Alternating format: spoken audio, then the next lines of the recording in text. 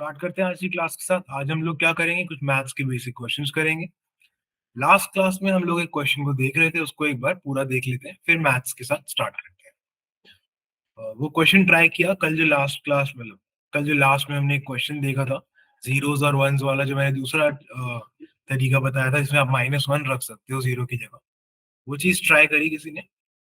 Okay, Madhusudan हो गया आपका सॉल्व? चलो वेरी गुड। और किसी ने ट्राई किया?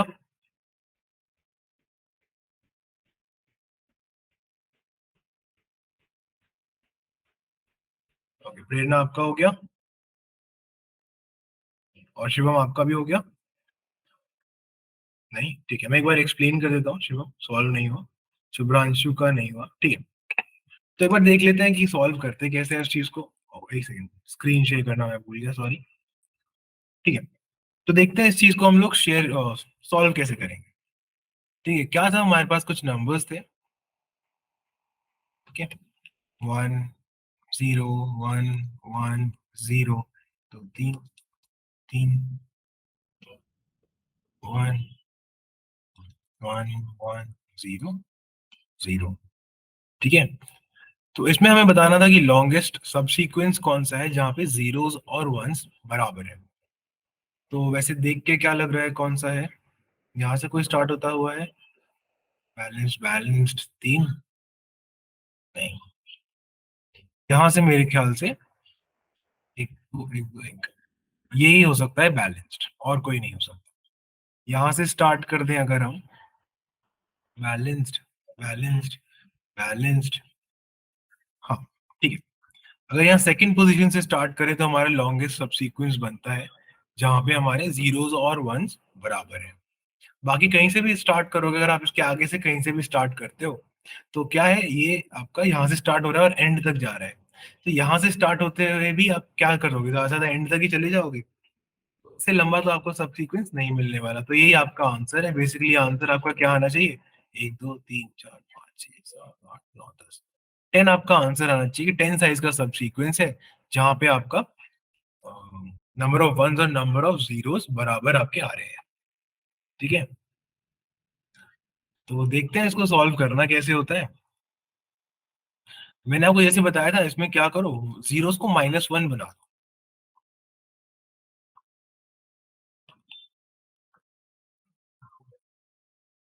ठीक है, अब इसका हम निकालेंगे प्रीफिक्स सम।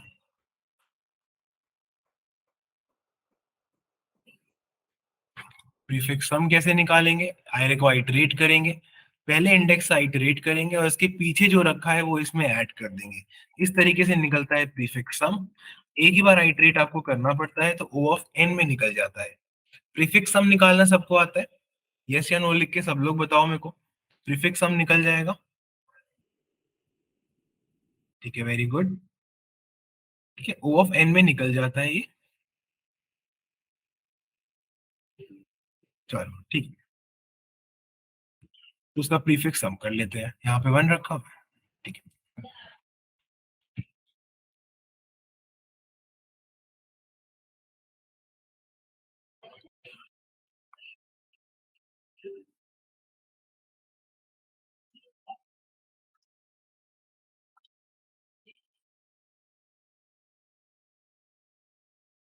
10 2 and 1। ठीक है, अब देखो, अगर किसी भी रेंज के अंदर सम जीरो होगा तो उसका स्टार्टिंग में और उसके एंडिंग में सेम नंबर लिखा हुआ होगा। इसका क्या मतलब है, मैं आपको बता देता हूँ। जैसे आपको यहाँ मिला 2 और यहाँ मिला 2, अगर हम इसमें प्रीफिक्स सम है ये, अगर इस रेंज को हम देखें, देखो यहाँ पे देखें, तो इक्विवेलेंट है ये इस रेंज के। ठीक है, 1 सेकेंड, 1 2 3 4 5, 1 2 3 4 5,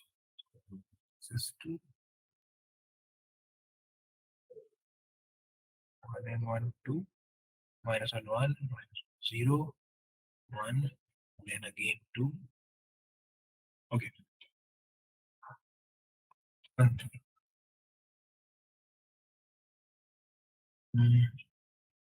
पीछे से आपने ऐड किया -1 +1 0 1 1 1 डजंट मैच। ठीक है। तो जैसे आपको यहाँ पे मिला 2 और यहाँ पे मिला 2, ठीक है? तो ये हो गई हमारी रेंज। इसको अगर हम ऊपर देखें, इसका इक्विवेलेंट रेंज क्या है, यहाँ से लेके यहाँ तक। अब देखो ये जो रेंज है, स्टार्टिंग से एक आगे, ठीक है? इससे एक आगे से लेके एंड तक, इस रेंज के अगर अंदर आप देखोगे, number of ones and minus ones बराबर होंगे, तभी इस यहाँ तक का सम और यहाँ तक का सम सेम है। इसका मतलब जो इसके अंदर सम आया वो 0 है। ये चीज समझ में आई सबको? अगर यहाँ तक का सम 2 है और यहाँ तक का सम भी 2 है, तो मतलब यहाँ तक का सम जो मैंने ग्रीन पार्ट किया हुआ है वो 0 है। ये चीज समझ में आई? यस और नो? आई प्रेरणा को आ गई, ठीक है। बाकी सब लोग बताओ। नहीं है तो एक बार और बता देता हूँ। हर्ष को आ गई, ब्रांशु, शिवम, सौरभ, वेरी गुड। ठीक है।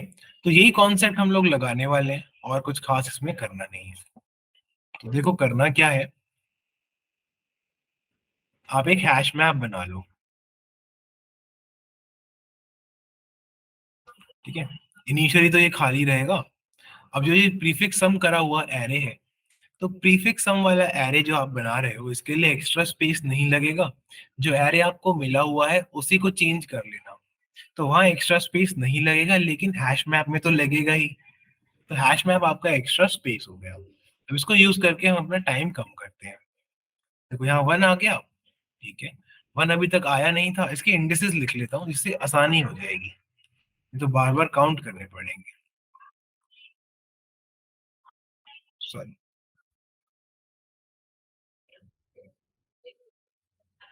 1 अभी तक नहीं था, ये कौन से इंडेक्स पे आ गया? 0 पे मिल गया हमको 1। तो छोटा लिख लेते हैं, 1 हमें मिल गया 0 पे। फिर 0 आया, 0 अभी तक नहीं था, तो 0 हमें मिल गया 1 इंडेक्स पे। फिर आया 1, अब दोबारा 1 देखा तो हाँ 1 पहले से था, कहाँ पे था? 0 पे था। तो लॉन्गेस्ट सब सीक्वेंस कहाँ तक हो गई? 0 से एक आगे से शुरू करेंगे और करंट इंडेक्स तक, मतलब 1 से लेके 2 तक हमारे जीरोस और वंस बैलेंस्ड हैं। मतलब बेसिकली माइनस वंस और वंस बैलेंस्ड हैं। और आप यहाँ पे देख भी सकते हो, यहाँ देखो, 1 से लेके 2 तक आपका सारा बैलेंस चल रहा है काम। तो आपकी जो लेंथ क्या हो गई, लेंथ निकालेंगे, जो यहाँ से नंबर निकलेगा उसमें +1 करेंगे और करंट से माइनस कर देंगे उसको। 2 माइनस 0 प्लस 1, इसका क्या वैल्यू आ गई? 2 माइनस 1 मतलब 1। अब इसमें क्या हुआ, 1 लेंथ तो नहीं होगी, 1 से लेके 2 तक कितनी लेंथ होती है, इसमें +1 करना पड़ता है। तो बेसिकली कुछ नहीं करना है, जो यहाँ से वैल्यू निकल के आएगी करंट इंडेक्स से माइनस कर दो। 2 लेंथ की आपकी बन चुकी है ऐसी सीक्वेंस जहाँ पे जीरोस और वंस बराबर है। इतना समझ में आ गया? क्योंकि ये आगे तो आगे कुछ खास बचा हुआ नहीं है, रिपीट करेंगे हो जाएगा। ये समझ में आया या नहीं? यस या नो लिख के बताओ मेरे को, ये चीज समझ में आ गई? आ गई, ठीक है। रिपीट, हाँ ठीक है, रिपीट कर देता हूँ। देखो हमने क्या किया, अगर कोई नंबर एग्जिस्ट नहीं करता है हैश मैप में, जैसे पहले हम आए यहाँ पे, 1 अभी तक हैश मैप में था नहीं, तो हमने उसको स्टोर कर लिया, उसके बाद इसका इंडेक्स भी स्टोर कर लिया।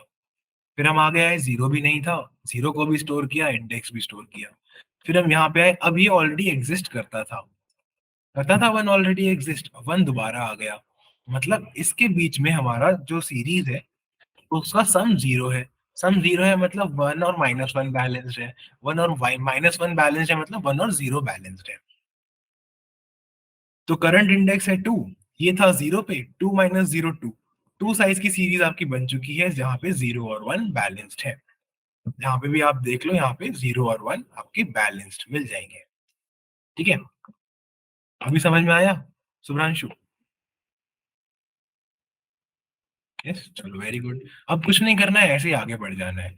2 2 अभी तक नहीं था, 2 को डाल लो, 2 को डाल दिया। 3 पर है, चलो ठीक है। आगे चलते हैं, 1 1 ऑलरेडी एग्जिस्ट करता था, तो फिर से जो लॉन्गेस्ट सबसीक्वेंस है उसका लेंथ अपडेट कर लेते हैं। यहाँ से निकला 0, वहां से निकला 4, 4 माइनस 0, 4 लेंथ का आपको एक मिल जाएगा सीक्वेंस, सब सीक्वेंस जिसके अंदर जीरोस और 1 बैलेंस है। ऊपर करके भी अगर आप देखोगे तो ये देखो, ये रहा वो सब सीक्वेंस जहाँ जीरोस और 1 बैलेंस्ड है।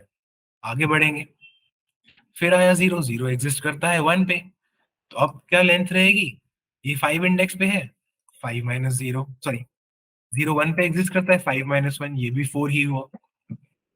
आगे आओ, 1 1 तो 0 पे था, अब 6 पर भी मिल गया है, 6 माइनस 1 ये बन गया आपका 5। अब लेंथ आपकी हो चुकी है 5। और आगे आ जाओ, 2 2 आपको मिला 7 पे, पहले कहाँ मिला था 3 पे, क्या करेंगे 7 माइनस 3, ये होता है 4, तो ये आपकी वैल्यू अपडेट नहीं होगी, फाइनल आंसर अभी तक 5 ही है। आगे आ जाओ, 3 3 एग्जिस्ट नहीं करता, 3 को भी डाल लो, कहाँ मिला 8th इंडेक्स पे, ठीक है।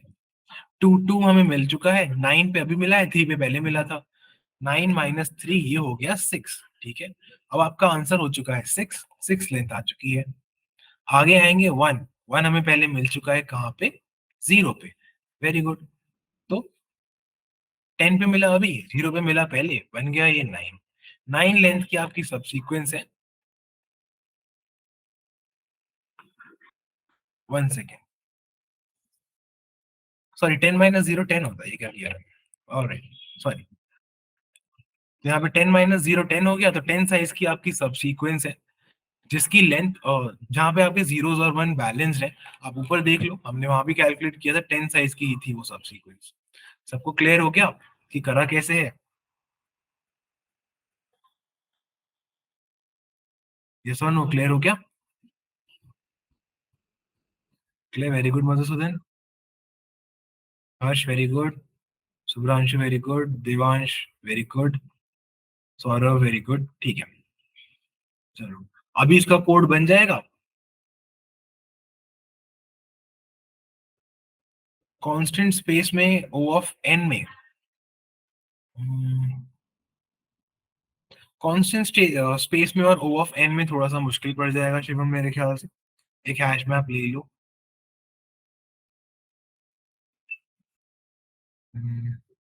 कांस्टेंट स्पेस में हो नहीं पाएगा अगर आप ओ ऑफ एन एम कर रहे हो तो, ठीक है। 2 पॉइंटर्स से, तो ठीक है शिवम, आप मेरे को कोड लिख के भेजना, मैं देखता हूँ कि आपका क्या अप्रोच है। ठीक है, कांस्टेंट स्पेस और ओ ऑफ एन में हो जाएगा तो बहुत बढ़िया रहेगा।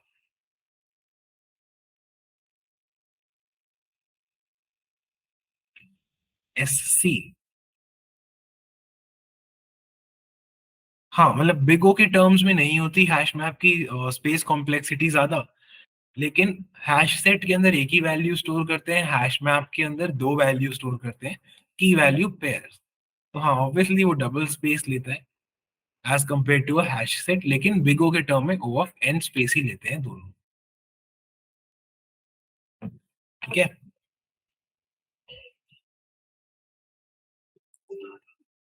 चलो, तो इसका कोड आप लोग बना लेना, और अगर शिवम आपका हो जाए 2 पॉइंटर्स यूज करके और बिना किसी भी एक्स्ट्रा स्पेस के, और आपका ओ ऑफ एन के अंदर हो जाए, तो मेरे को बताना, ठीक है।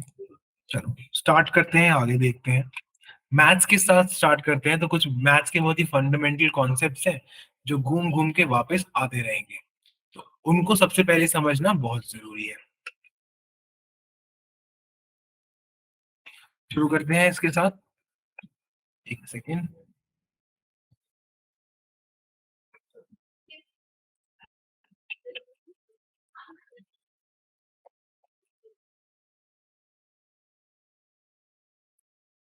ठीक है,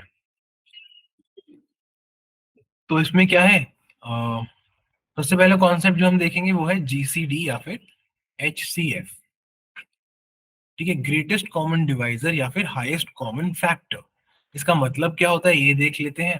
अगर हमारे पास दो नंबर्स हैं, ठीक है, ए और बी, इसके कुछ फैक्टर्स होंगे, इसके कुछ फैक्टर्स होंगे, कुछ फैक्टर्स ना भी हों, दो फैक्टर्स तो हर एक के होते ही हैं, वन और ए, दो फैक्टर होंगे ही, वन और बी, ठीक है।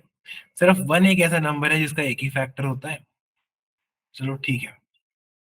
तो हाईएस्ट कॉमन फैक्टर हमें ढूंढना है, ठीक है।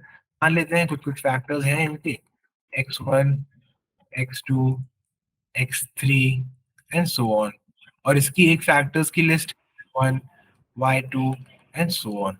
अब इन x और y में से कुछ कॉमन निकलेंगे, कुछ कॉमन फैक्टर्स निकलेंगे इनमें से जिनकी वैल्यू सेम होगी।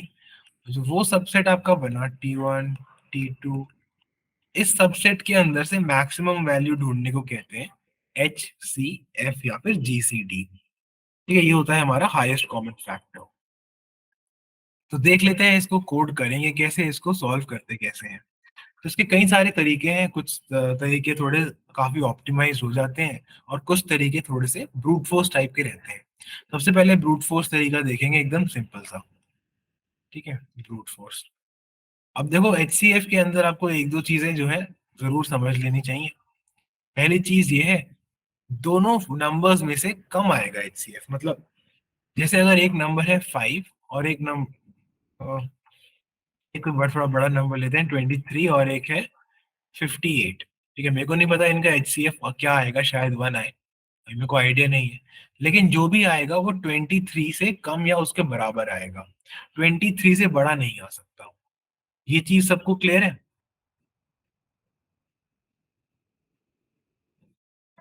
हाँ, 23 प्राइम है तो 1 ही आएगा। लेकिन अगर कोई भी आप दो नंबर्स ले लो, 22 ले लो और 58 ले लो, 22 से बड़ा HCF नहीं हो सकता इन दोनों का, क्योंकि 22 का कोई भी फैक्टर 22 से बड़ा नहीं होगा। ये चीज सबको क्लियर है? Yes? No? Yes, okay, very good. तो एक पहली प्रॉपर्टी जो हमने देखी HCF की, वो ये है कि HCF जो है हमारा, it is less than equal to,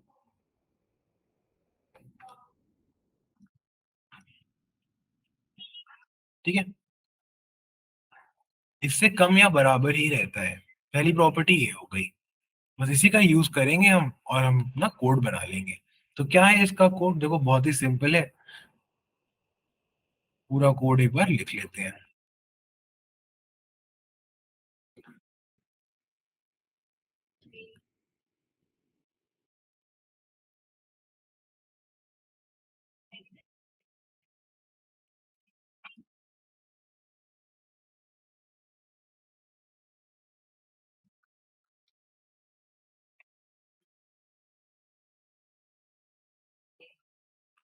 ठीक है, तो ये हो गया हमारा मेन मेथड। अब इसके अंदर हम लोग क्या करेंगे, स्कैनर क्लास का ऑब्जेक्ट बना लेंगे।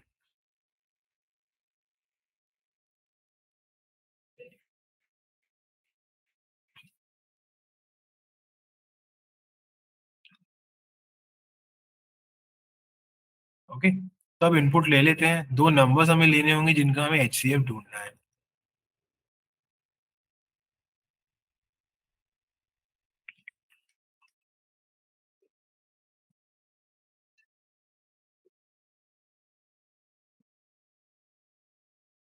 ये आ गए हमारे दो इंटीजर्स जिनका HCF अभी हम ढूंढेंगे।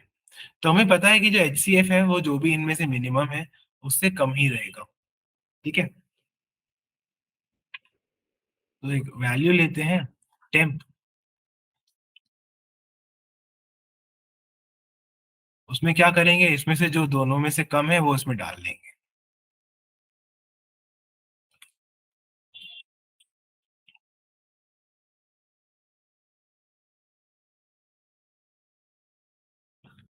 अब ए के अंदर क्या करेंगे, बी में, सॉरी, बी के अंदर दोनों में से जो बड़ा है वो डाल लेंगे।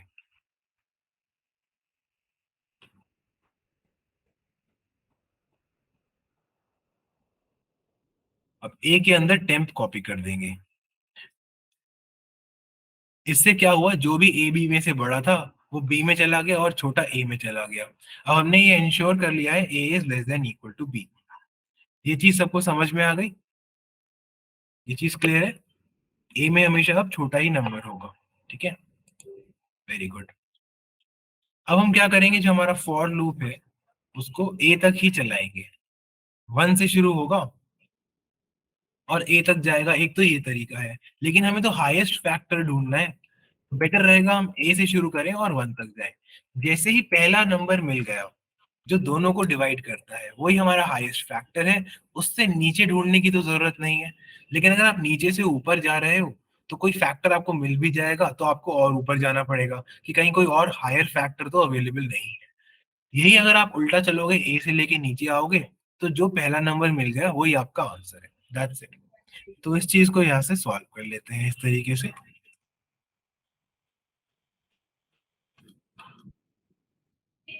अब यहाँ पे क्या करेंगे, अगर हमारा जो नंबर है, 1 सेकेंड, जो हमारा आय है वो ए को भी डिवाइड करता है और साथ साथ वो बी को भी कंप्लीटली डिवाइड करता है, मतलब दोनों का ही वो फैक्टर है। तो प्रिंट कर दो उसको, यही आपका HCF है।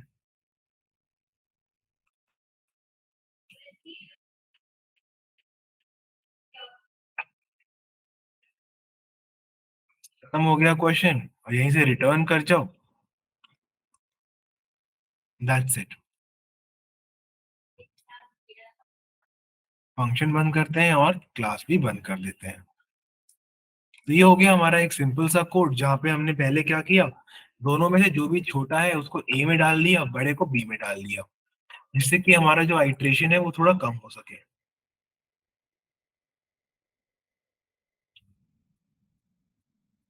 सारे एलिमेंट्स को फर्स्ट में थोड़ा क्वेश्चन समझ नहीं पाया, सारे एलिमेंट्स को ले लेगा मतलब आई हमारा ए से शुरू होगा और नीचे तक आएगा 1 तक। अनम्यूट करके एक बार पूछो क्या पूछना चाह रहे हाँ सर, एक बार ये फिर से बता दो क्वेश्चन, थोड़ा इसमें डाउट सा हो गया। हो। सॉरी, एक बार फिर से बोलना। सर कंफ्यूजन सी हो गई इस क्वेश्चन में, एक बार फिर से बता दो। हाँ ठीक है, मैं एक बार फिर से बता देता हूँ कि हम कर क्या रहे हैं। ठीक है, तो देखो इसमें क्या कर रहे हैं हम लोग, हमने दो इंटीजर्स ले लिए इनपुट जिनका HCF निकालना है। फिर ये पार्ट यूज करके हमने छोटी वैल्यू ए में डाल दी, बड़ी वैल्यू बी में डाल दी। ठीक है, मैथ डॉट मेन में पहले छोटी वाली टेम्प वाली जो वैल्यू है वो टेम्प में डाली, बड़ी वाली वैल्यू बी में डाली, फिर छोटी वाली वैल्यू ए में डाली, तो ए छोटा हो गया बी बड़ा हो गया, चाहे उल्टा भी दिया हो स्टार्टिंग में। ऐसा हमने क्यों किया, ऑप्टिमाइज करने के लिए, क्योंकि हमने एक प्रॉपर्टी देखी है यहाँ पे, ये वाली प्रॉपर्टी जो है,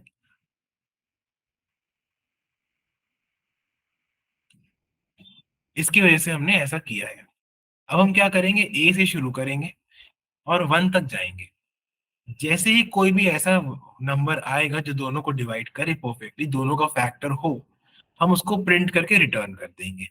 अब 1 तो सबका फैक्टर है ही, तो वहां तो कोई कंफ्यूजन नहीं है, कभी ना कभी तो आप इस लूप के अंदर आके प्रिंट करके रिटर्न करोगे ही, क्योंकि 1 तक जा रहा है ए, वो आए।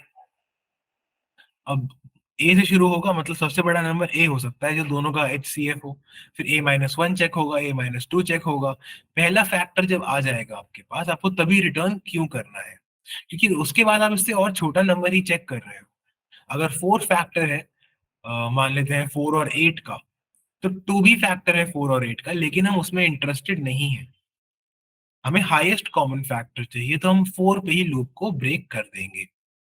इसीलिए हमने ऐसा किया है कि पहला नंबर जब आएगा प्रिंट करके रिटर्न कर दो। बस खत्म हो गया, हमारा कोड इतना सही था। अभी क्लियर हो गया हर्ष? सर हो गया, क्लियर हो गया। Okay, very good.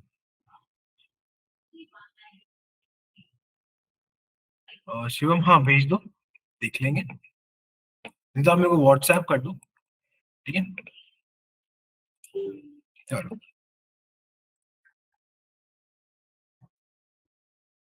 आगे देखते हैं। अगला क्वेश्चन, तो ये हो गया हमारा GCD का सिंपल सा अप्रोच। इसके बाद आता है GCD का एक बहुत ही ऑप्टिमाइज्ड अप्रोच, वो थोड़ा सा ओवरकिल है। इस तरीके का क्वेश्चन आपको एक्चुअली में करना नहीं पड़ेगा कहीं पे, इस तरह का सोल्यूशन आपको देना नहीं पड़ेगा, लेकिन फिर भी देख लेते हैं कि कितना ऑप्टिमाइज इस चीज को हम कर पाते हैं। ठीक है, तो इसमें आपको एक दूसरा फंक्शन बनाना पड़ता है और रिकर्जन के थ्रू आप सॉल्व करते हो इस पर्टिकुलर क्वेश्चन को। तो देख लेते हैं कैसे करते हैं इसको सॉल्व।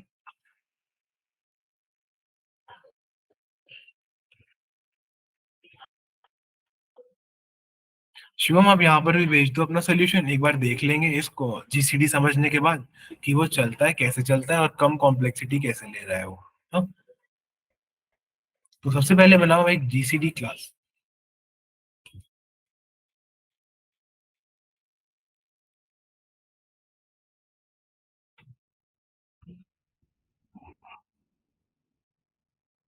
सॉरी, रिटर्न टाइप डालना भूल गया।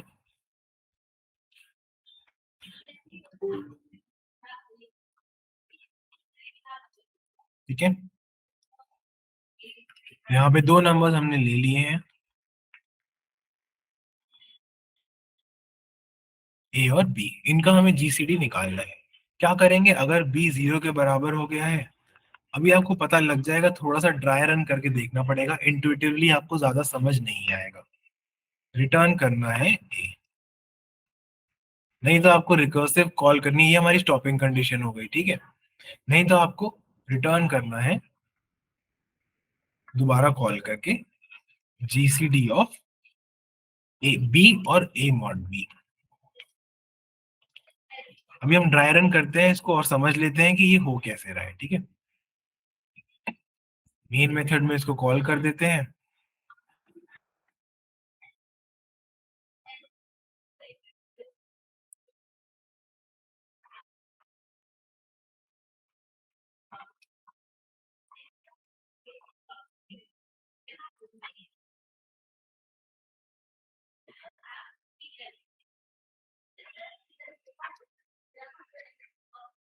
स्कैनर क्लास का ऑब्जेक्ट बना लो।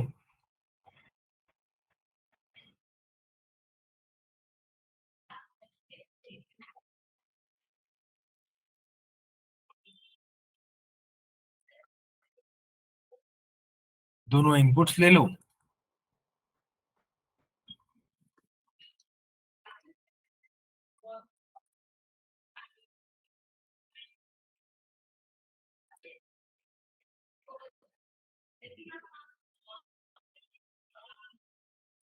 दोनों आपने इनपुट ले लिए, अब जीसीडी को कॉल कर दो और सीधा जो भी वो रिटर्न करेगा उसको प्रिंट कर देंगे, वही होगा हमारा जीसीडी। इसको एक बार ड्राई रन करके देख लेते हैं ये चलता कैसे।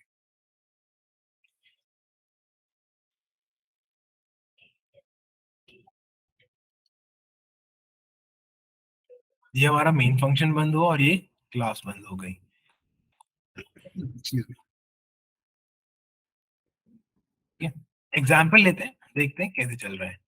कोई भी एग्जाम्पल लेते हैं।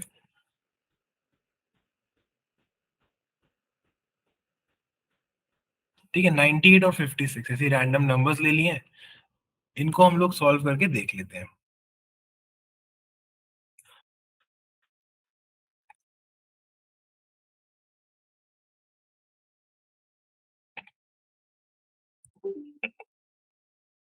ठीक है, तो इसमें हमने सबसे पहले क्या कॉल किया, जीसीडी ऑफ 98 एंड 56। ठीक है, अब b इक्वल टू 0 तो नहीं है, पहला नंबर a है, दूसरा नंबर b है। b इक्वल टू 0 ये तो फॉल्स हो गया, तो हम लोग क्या रिटर्न कर रहे हैं, यहाँ से क्या कॉल हुआ, GCD of b and a mod b। ठीक है, जीसीडी ऑफ b हमारा 56 है, a mod b, a mod b अगर हम इसका निकालें क्या निकलेगा, 42। ठीक है, अभी भी b हमारा 0 नहीं है, 42 है, 0 नहीं है, तो अब क्या निकलेगा, क्या कॉल होगा, GCD of b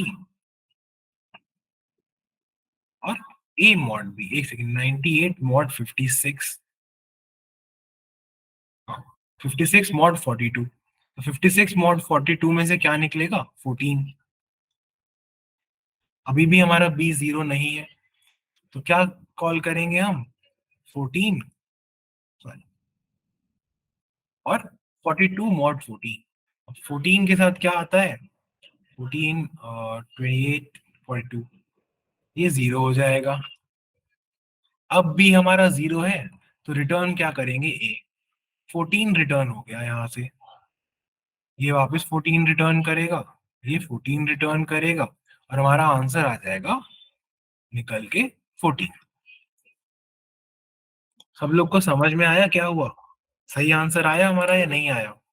98 is 98 divisible by 14, yes it is divisible by 14। 14 into 7 is equal to 98, और 14 क्या 56 को भी डिवाइड कर लेता है, हाँ 14 फोर 56 आपको मिल जाएगा। सबको समझ में आया हुआ क्या है यहाँ पे, फिर से देखो ध्यान से, पहले बताओ एक बार में आया समझ थोड़ा सा, यस आ गया। हर्ष को आ गया, गुड। शुभ्रांशु को आ गया, मधुसूदन को आ गया। अच्छा शिवम, अगर एक बार में नहीं आ रहा है तो 2 बार में भेज दो।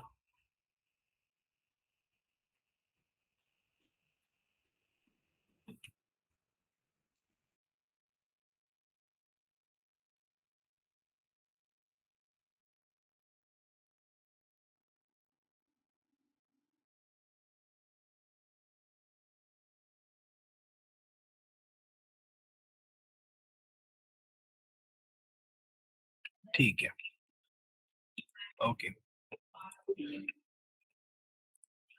तो इसको और देख लेते हैं कि ये एक और एग्जाम्पल के थ्रू देख लेते हैं कि ये चल रहा है या नहीं चल रहा है। ठीक है, बहुत ही छोटा सा कोड है। हम क्या कर रहे हैं, ए है हमारे पास, बी है हमारे पास, बी को एज इट इज आगे बढ़ा ले रहे हैं ए की जगह पे, और बी की जगह पे क्या भेज रहे हैं, ए मॉड बी। जितना इसका डिवाइड करने के बाद रिमाइंडर बचेगा सिर्फ वही आगे सेंड कर रहे हैं। तो एक क्वेश्चन ये है, क्या 98 और 56 का HCF वही आएगा जो 56 और 42 का आएगा? क्या ये कहना सही होगा? मतलब हमारे पास कोई भी दो नंबर्स हैं, ए और बी, क्या बी और ए मॉड बी का HCF वही आएगा जो ए और बी का आएगा? क्या हम लोग ये चीज विजुअलाइज कर सकते हैं कि जो ए और बी का HCF निकलेगा वही बी और ए मॉड बी का भी निकलेगा?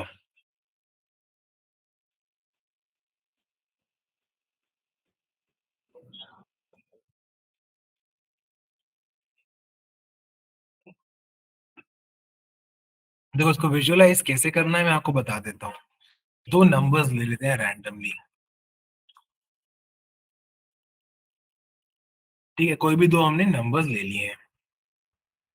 तो अब 127 और 32 का HCF क्या वही निकलेगा जो 32 और, अब इसको मल्टीप्लाई करना पड़ेगा, 4 से नहीं जाएगा, 128 आ जाएगा, 31।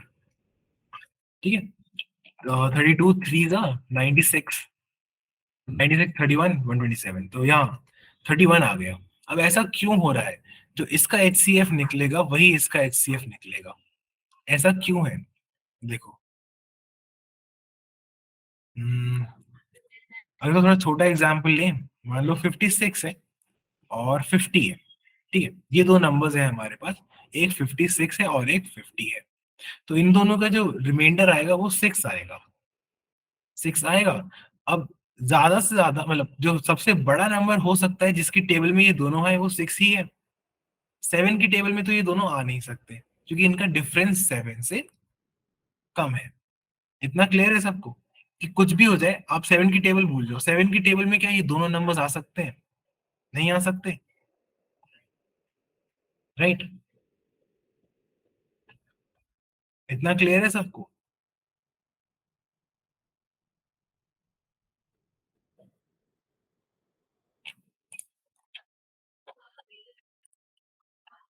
नहीं है तो बता दो।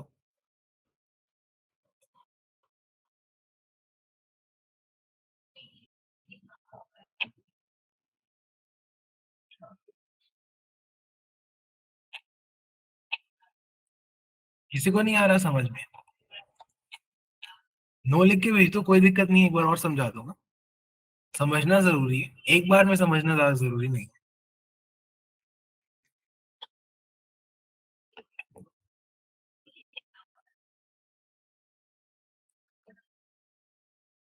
इस शुभ्रांशु को तो क्लियर हो गया। ठीक है, एक बार और समझा देता हूँ। देखो, अगर हमारे पास दो नंबर्स हैं जिनका डिफरेंस 6 है, क्या वो दोनों 7 की टेबल में आ सकते हैं? कोई भी दो नंबर्स जो 7 की टेबल में आएंगे उनका डिफरेंस एग्जैक्टली 7 होगा, 14 होगा, 6 तो नहीं हो सकता, है ना? मतलब 7 से कम अगर उसका जो डिफरेंस है 7 से कम है तो वो दोनों 7 की टेबल में तो नहीं आ सकते। एटलीस्ट 7 का डिफरेंस होना चाहिए अगर दोनों को 7 की टेबल में आना है। तो क्या हो रहा है यहाँ पे, 50 और 56 में से हम बाद में 50 और 6 यूज कर रहे हैं HCF को फाइंड करने के लिए। ठीक है, क्यों? क्योंकि दोनों 7 की टेबल में तो नहीं आ सकते, ज्यादा से ज्यादा 6 की टेबल में आ सकते हैं। इसीलिए हमारा लॉजिक काम कर जा रहा है। थोड़े से एग्जाम्पल, एक और एग्जाम्पल के साथ इसको देख लेते हैं, फिर शायद से थोड़ा सा और क्लियर हो जाए। यही देख लेते हैं 56 और 50 का क्या निकलता है। तो ये बन जाएगा 50 और ये बन जाएगा 6, फिर ये बन जाएगा 6 और 50 मॉड 6, 48 आ जाता है, तो 2 बन जाएगा यहाँ पे, फिर 2 यहाँ आएगा और 6 मॉड 2 0 हो जाएगा। इस केस में 2 हमने रिटर्न कर दिया, तो 56 और 50 का HCF हमारा 2 है।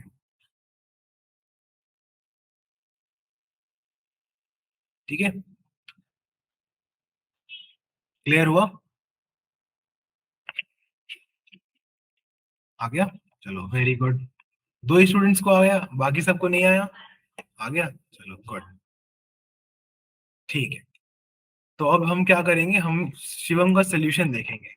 उसने एक सोल्यूशन बनाया है, रुको।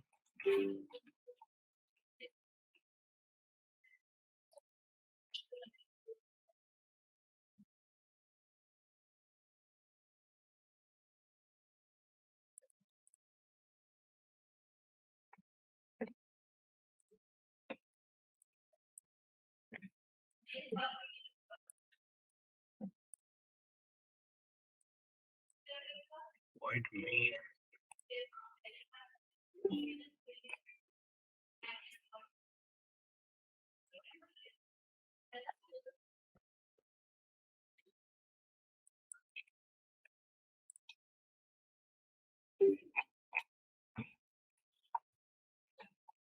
ये हो गया, हमारा एक एरे है यहाँ पे, हम एक 0 ले रहे हैं और एक 1 ले रहे हैं, काउंट कर रहे हैं कि कितने जीरोस हैं और कितने वंस हैं।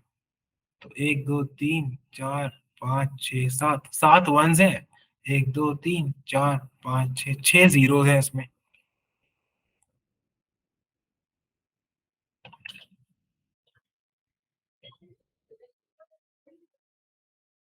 एक स्टार्ट होगा, एक एंड हो गया, दो पॉइंटर ले लिए, एक स्टार्टिंग में एक एंड में, और एक आंसर ले लिया। जब तक स्टार्ट लेस देन एंड है तब तक चलेंगे, अगर 0 और 1 बराबर हो गए तो आंसर इक्वल टू 0 + 1। अच्छा, कितने 0 कंसिडर कर रहे हैं और कितने 1 कंसिडर कर रहे हैं, वो मिला के हमारा आंसर आ जाएगा, और हम इसको ब्रेक कर देंगे लूप को। ठीक है, अब हमें करना क्या है, अगर 0 ज्यादा है 1 से, तो अगर स्टार्ट पे 0 रखा है तो 0 माइनस माइनस कर दो, और स्टार्ट भी प्लस प्लस कर दो। ठीक है, अगर एंड पे 0 रखा है तो भी 0 माइनस माइनस कर दो, और एंड को एक कम कर दो, मतलब स्टार्ट को आगे बढ़ा दो और नंबर ऑफ जीरोस कम कर दो, नहीं तो एंड को एक पीछे कर दो और नंबर ऑफ जीरोस कम कर दो। अगर इन दोनों में से कोई भी सही नहीं है, मतलब दोनों 1 है, तो स्टार्ट को आगे कर दो, एंड को पीछे कर दो, और 0 में से 2 हटा दो।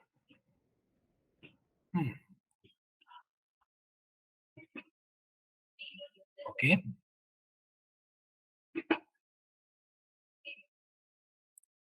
फिर क्या कर रहे हैं, एल्स में आके इफ के, इफ ये रहा, एल्स से 0 बड़ा है, 0 ज्यादा है, अब क्या है, 1 ज्यादा है, तो चेक करो, अगर स्टार्ट में 1 रखा है तो स्टार्ट को आगे बढ़ा के एक 1 कम कर दो, नहीं तो एंड पे 1 रखा है तो एंड को एक कम करके 1 कम कर दो, नहीं तो स्टार्ट को बढ़ाओ, एंड को कम करो, और 1 को 2 घटा दो, फिर आपका आंसर आ जाएगा।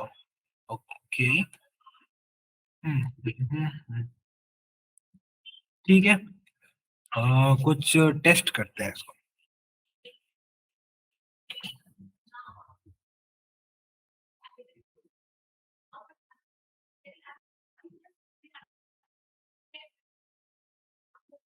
0 4 है, वंस 2 है, ठीक है, तो 0 ज्यादा हो जाएंगे, यहाँ पर आ जाएंगे, स्टार्ट में 0 है, नहीं, एंड में भी 0 नहीं है, दोनों को चेंज करेंगे, 0 को 2 माइनस कर देंगे।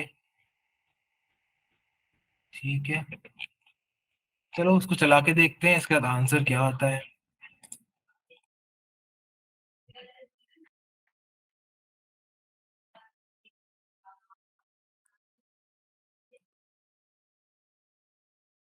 ओके, C++ का कोड है, जावा में नहीं चलेगा।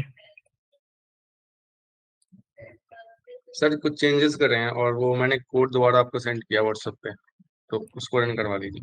अच्छा, ये आपका थोड़ा सा मिक्स हो गया, C++ और जावा शायद। ठीक है, शिवम, हाँ, मिल गया मेरे को आपका कोड, नीचे वाला। ठीक है, ये कौन सी लैंग्वेज में है?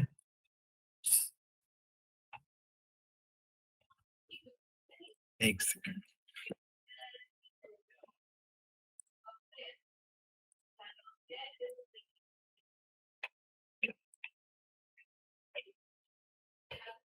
ठीक है, तो ये नया कोड है। Sir Java. ओके, रुको।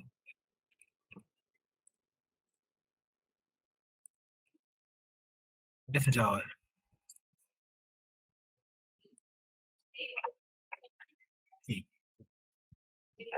ब्रैकेट्स सही आ गए हैं, पूरा कोड मैंने कॉपी कर दिया है, देखो। एरे लिया, जीरो लिया, वन लिया, जीरो और वंस काउंट कर दिए, ठीक है। स्टार्ट किया, और एक एंड पे रखा पॉइंटर, स्टार्ट पे रखा, आंसर ले लिया। दोनों बराबर हैं तो दोनों का सम करके आपने ब्रेक कर दिया, ठीक है। और जीरो बड़े हैं, जीरो ज्यादा है, अगर स्टार्टिंग में रखा है तो zero minus minus start plus plus, अगर एंडिंग में जीरो है तो zero minus minus start plus, sorry and minus minus, zero एक कम करके एंड को एक कम कर दिया। नहीं तो स्टार्ट को भी एक बढ़ाया, एंड को भी एक कम किया, और जीरो को आपने दो कम कर दिया, ठीक है।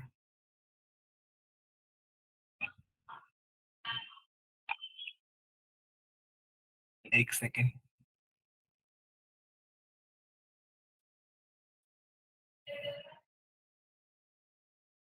ओके। नहीं तो आपने क्या किया, अगर स्टार्टिंग में वन है तो वन वहां से हटा दिया, एंडिंग में वन है वन वहां से हटा दिया, नहीं तो दोनों से आपने हटाया, तो जीरो हट गए आपके। ठीक है, लग तो रहा है कि इससे सही आंसर आ जाएगा।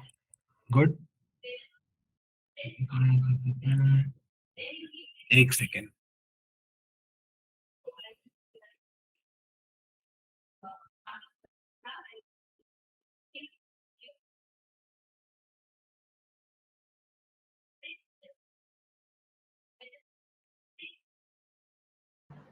सर अगर जीरो ज्यादा है तो वन कम करने से क्या फायदा होगा? जीरो ज्यादा है तो वन कम करने से मतलब आपको छोटी तो करनी पड़ेगी ना विंडो, आपको वन ही कम करके छोटी करनी पड़ेगी, क्योंकि स्टार्ट में भी वन रखा है और एंड में भी वन रखा है। मतलब बेसिकली ये है कि पहले स्टार्टिंग में और एंडिंग में एक दो पॉइंटर रखे, और आप मान रहे हो कि पूरा ही हमारा आंसर है। अगर पूरा आंसर नहीं हो सकता है तो उसमें से या तो एक पॉइंटर हिलाओ या तो दोनों पॉइंटर हिलाओ, और विंडो को थोड़ा छोटा कर लो।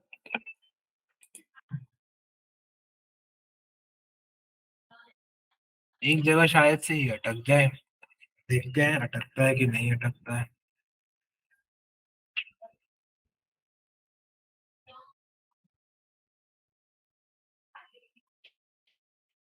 आंसर आना चाहिए फोर, दो तीन, नंबर ऑफ जीरो और वन बराबर ही हो जाएंगे, जीरो कम है, अपने दोनों से आगे बढ़ा दिया, दो वन कम हो जाएंगे।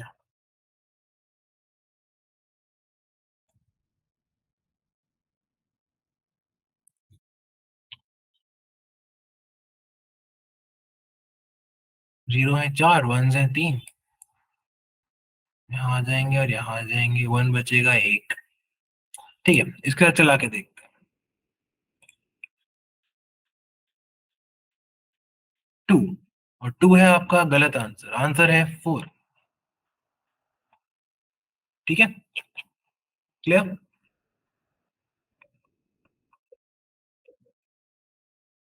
शिवम क्लियर हुआ? ओके। प्रॉब्लम इसमें क्या है, जब हमने यहाँ पे वन, यहाँ स्टार्टिंग और एंडिंग में हमने हमारे पॉइंटर्स हमने रख दिए, उसके बाद हमने देखा जीरो ज्यादा है वंस कम है, तो हमने ये वाला भी हटा दिया, ये वाला भी कंसिडरेशन से हटा दिया, हो सकता है ना कि या तो स्टार्टिंग कंसिडरेशन से ना हटाना हो या तो एंडिंग ना हटाना हो।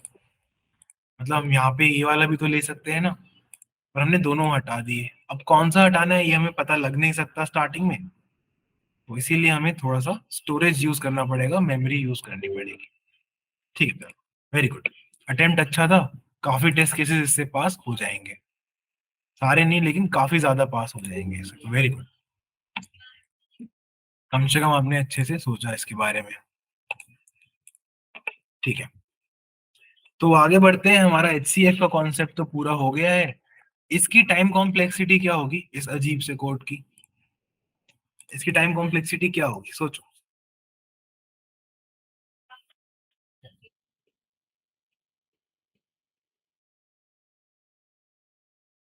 ये जो GCD का कोड हमने लिखा है, इसकी टाइम कॉम्प्लेक्सिटी को अमोर्टाइज्ड O ऑफ 1 माना जाता है। ठीक है, क्योंकि ये मॉड करके जो नंबर बच रहा है वो माना जाता है कि बहुत छोटे बच रहे हैं, तो ज्यादा बार ये चलेगा नहीं, इसलिए इसकी अमोर्टाइज मानी जाती है O ऑफ 1। ठीक,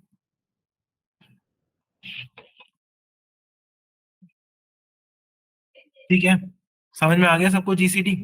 यस और नो? फिर आगे बढ़ते हैं। वेरी गुड हर्ष, वेरी गुड मधुसूदन। चलो अगला क्वेश्चन देखते हैं।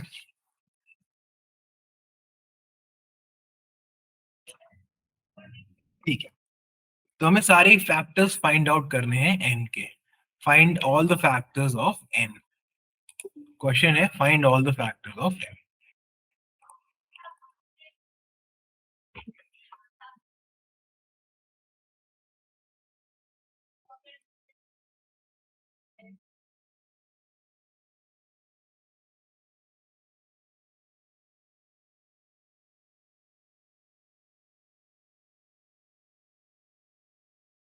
ये कैसे करेंगे? देखो एक तो सिंपल सा तरीका है इसका, बिल्कुल ब्रूट फोर्स तरीका करेंगे पहले। ठीक है, फैक्टर्स क्या होते हैं जो एक नंबर को परफेक्टली डिवाइड करें, वो फैक्टर्स होते हैं। तो एकदम सिंपल तरीका यूज करते हैं ब्रूट फोर्स। क्या करना है, कुछ भी इसमें करना नहीं है खास। एक आपने नंबर ले लिया n,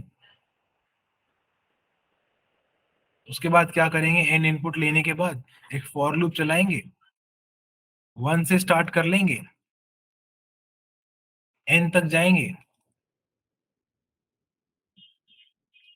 जब भी n mod i equal to 0 हो जाएगा, ठीक है, जब भी n mod i equal to 0 हो जाएगा तो हम उसे प्रिंट कर देंगे, क्योंकि ये हमारा एक फैक्टर हो गया।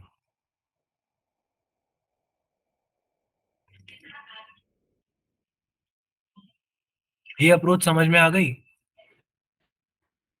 पूरे गए हम लोग 1 से लेके n तक, एक एक करके हर नंबर देख लिया क्या ये n का फैक्टर है तो प्रिंट कर दिया, फिर आगे चले गए, फिर अगर है तो फिर से प्रिंट कर दिया, इस तरीके से n तक पहुंच गए।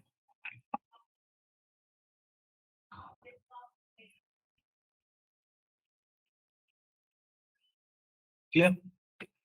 ठीक है, तो ये हो गया हमारा ब्रूट फोर्स तरीका। इसकी टाइम कॉम्प्लेक्सिटी हो गई, 0 से n तक जा रहे हैं तो of course O of n time complexity में ये आपका चलने वाला है। अब कुछ बातें देख लेते हैं फैक्टर्स के बारे में, कुछ इंटरेस्टिंग बातें होती हैं उनको देख लेते हैं, उन प्रॉपर्टीज को एक बार नोटिस कर लेते हैं। कोई भी हमारा नंबर है, कोई नंबर ले लेते हैं, बड़ा सा नंबर ले लेते हैं, 68। ठीक है, 68 हमारा एक नंबर है। अब देखो इसके फैक्टर्स लिस्ट डाउन करते हैं। देखो फैक्टर्स, कभी कोई फैक्टर जो है अकेला नहीं आता, हमेशा फैक्टर एक पेयर में आते हैं। मतलब अगर 1 आ रहा है तो उसका पेयर हो गया 68।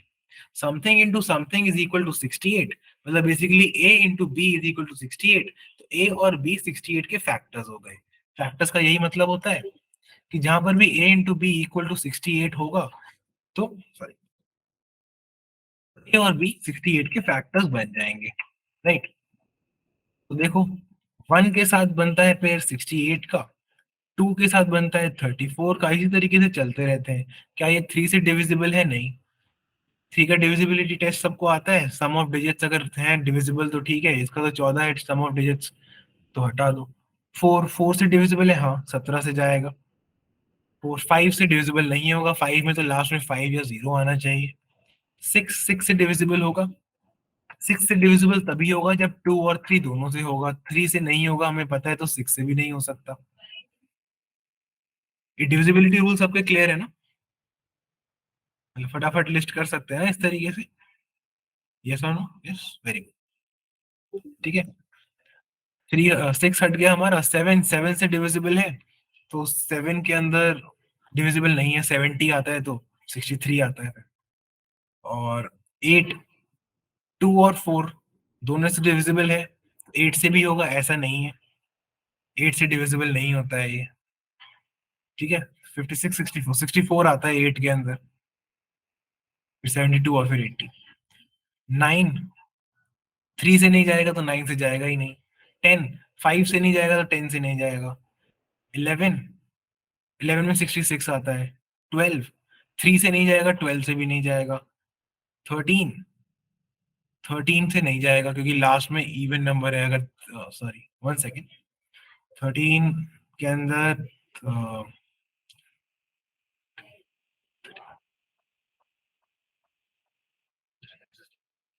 65 आता है, तो 13 से नहीं जाएगा। 14 7 से नहीं गया तो 14 से जाएगा ही नहीं। 15 5 से नहीं गया। 16 8 से नहीं गया, 16 से नहीं जाएगा। 17 अब 17 प्राइम है, इसे चेक करना पड़ेगा। 17 फोर्जा, हाँ ये ऑलरेडी हमने लिख दिया है, ठीक है। अब देखो 17 के अराउंड अगर हम इसको पिवट कर दें, आगे चेक ना करें, आगे चेक ना करें, तो आप देखोगे सारे फैक्टर्स हम इसके लिख चुके हैं। क्यों? क्योंकि जो फैक्टर्स होते हैं ना वो इक्वली डिवाइडेड होते हैं आपके स्क्वायर रूट के अराउंड। एक आपका बन गया स्क्वायर रूट से, अब जितने आगे होंगे उतने ही पीछे होंगे और वो पेयर में होंगे।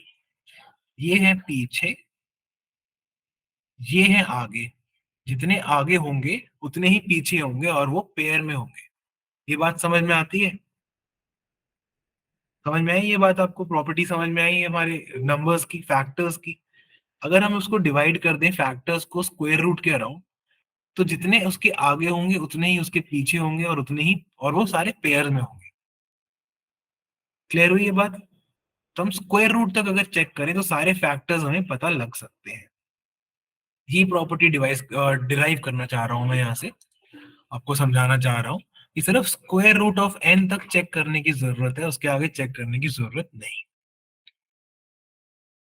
ये क्लियर हुआ या नहीं हुआ?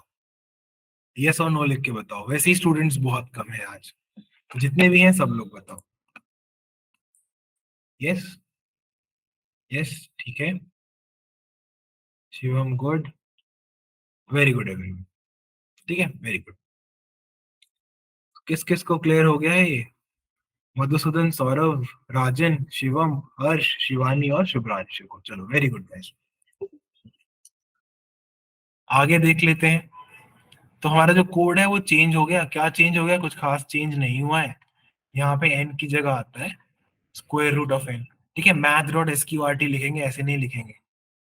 यहाँ पे जो मैंने ऐसे बना दिया ये नहीं है, math dot S Q R T ऐसे करेंगे, ठीक है। एन, अब अंदर क्या करेंगे? आपको दोनों चीजें करनी होंगी। अगर ये नंबर आपका एक फैक्टर है तो इसका पेयर भी एक फैक्टर है, तो दोनों साथ में प्रिंट करने होंगे। तो आए तो प्रिंट कर ही देंगे, ब्लैंक देके एक और प्रिंट कर देंगे साथ में ही। क्या होगा वो दूसरा नंबर? मेरे को लिख के बताओ। इसका पेयर कौन सा होगा? क्या पेयर होगा इसका आय का? इतना तो आप लोग को बताना ही पड़ेगा।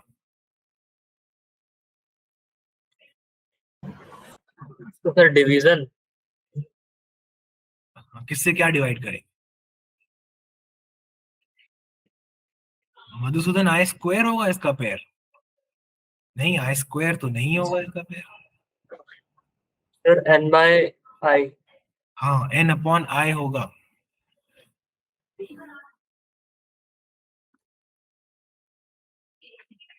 ये होगा इसका पेयर। क्यों होगा? A into B equal to N हो रहा है। हमने इसको आई ले लिया, I into B equal to N हो रहा है, तो बी की वैल्यू क्या होगी? N upon I. I square थोड़ी होगी। ठीक है, क्लियर हुआ मधुसूदन?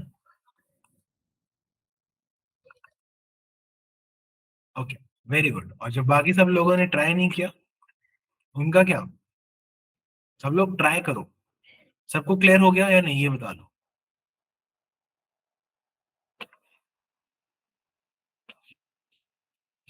यस, चलो, वेरी गुड,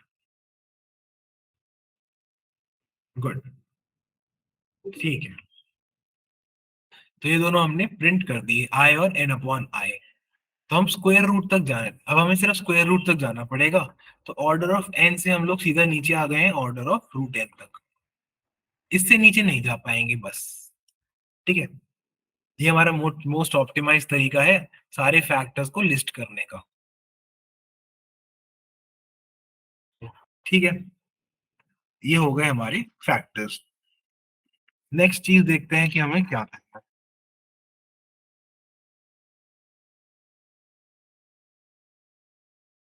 अब हमें बताने हैं number of factors are odd और इवन।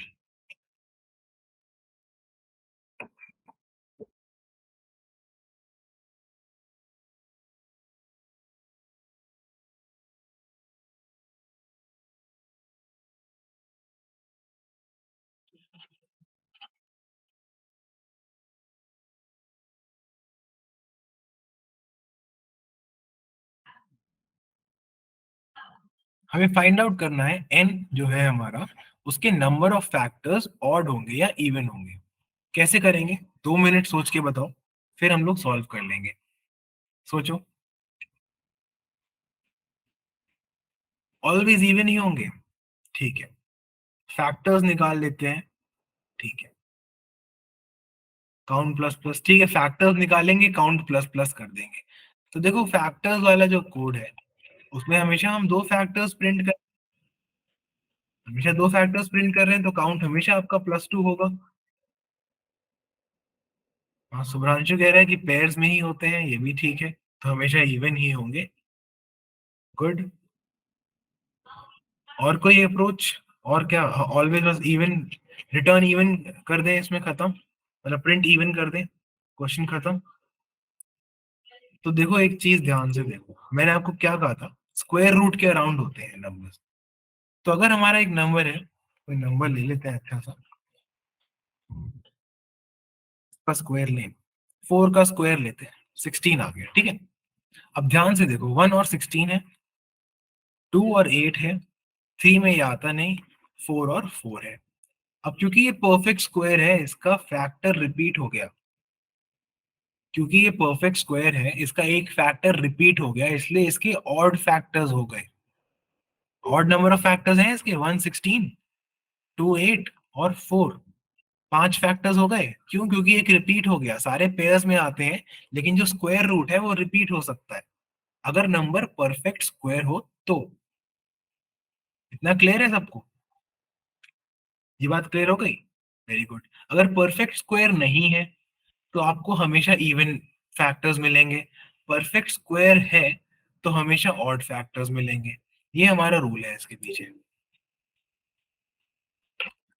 ठीक है, तो बस ये चेक करना है कि नंबर परफेक्ट स्क्वायर है या नहीं है, और कुछ चेक नहीं करना। तो ये कैसे चेक करेंगे नंबर परफेक्ट स्क्वायर है या नहीं है? math.sqrt से करेंगे। उससे कैसे करेंगे देखो, हमने n इनपुट ले लिया। ठीक है, ले लेते हैं, प्रॉपर कोड बना लेते हैं इसका थोड़ा सा। ये अच्छा क्वेश्चन है ये।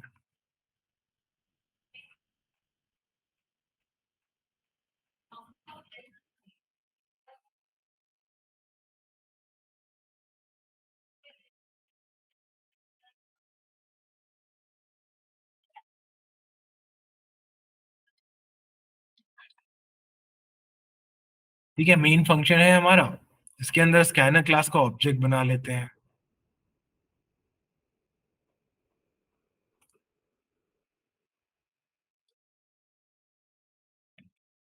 स्कैनर क्लास का ऑब्जेक्ट बना लिया।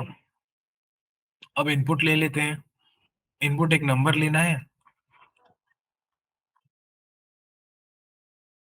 सॉरी, ये स्कैनर क्लास का ऑब्जेक्ट कैसे बनाया हमने?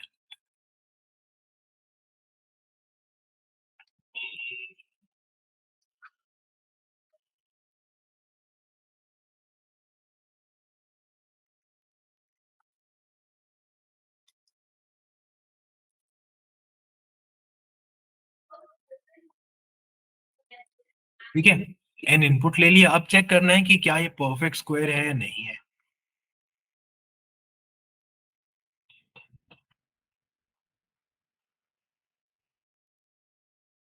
देखो थोड़ा सा लंबा है, math dot S Q R T, N square root निकाल लिया, इसको किया इंट में कन्वर्ट, पूरे को किया स्क्वायर,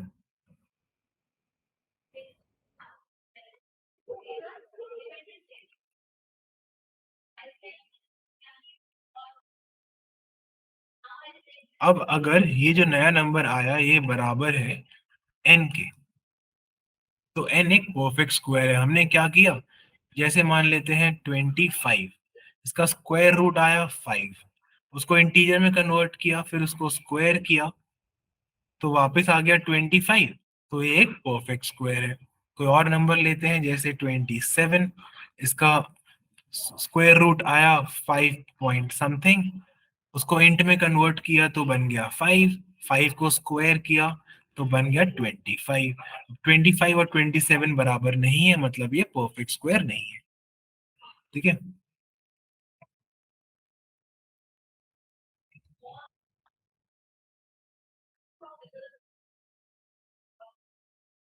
लूप चलाने की जरूरत ही क्या है, बस परफेक्ट स्क्वायर ही तो चेक करना है। तो एक ही ओ ऑफ वन में हो जाएगा चेक, इस तरीके से। क्लियर है? यस, ठीक है।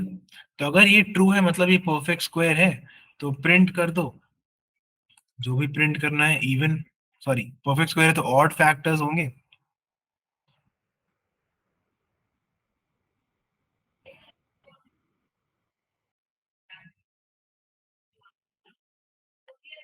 अगर ऐसा नहीं है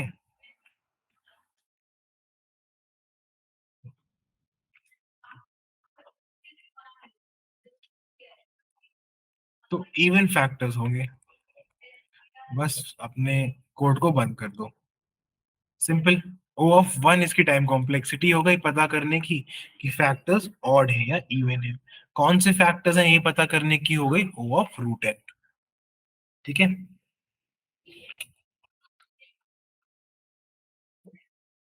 अब अगला क्वेश्चन देख लेते हैं, अगला टाइप का किस टाइप का क्वेश्चन आ सकता है। अब एक नया कॉन्सेप्ट है प्राइम सीव। प्राइम सीव को समझ लेते हैं। अभी तक जितना भी कराया ये सब समझ में आ गया सबको? जिसको पूरा क्लियर हो गया यस लिख दो। अभी आज की क्लास में जो भी कराया है। Very good Rajan, Harsh good, Madhusudan very good, Saurabh very good.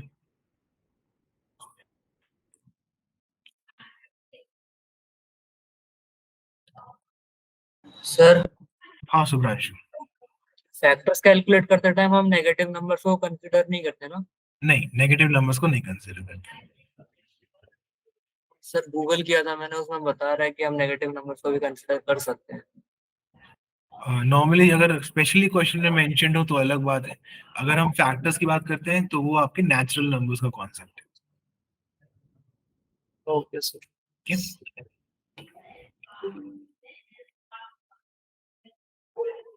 तो ठीक है, तो प्राइम सीव देख लेते हैं क्या होता है, उसको कहाँ कहाँ हम लोग यूज कर सकते हैं।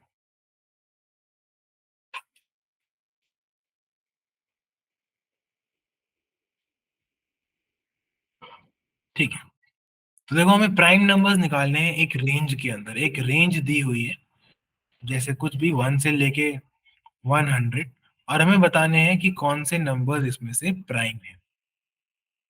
तो या तो हम हर एक नंबर को इंडिविजुअली चेक कर सकते हैं, वो एक सोल्यूशन है, डेफिनेटली एक सोल्यूशन है।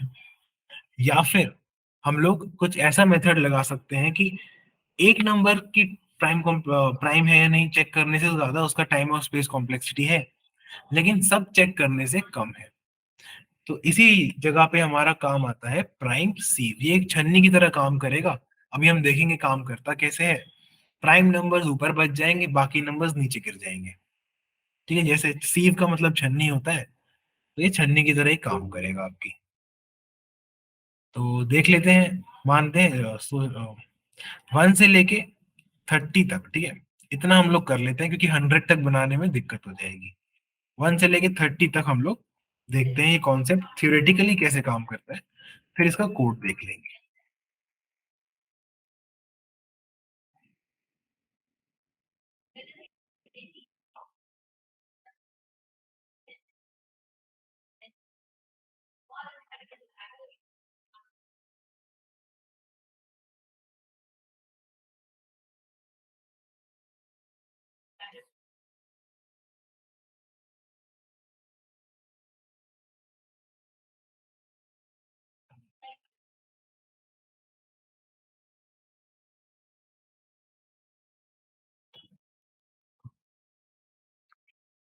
जीरो, 1, 2, इसको अलग कलर से लिख लेते हैं।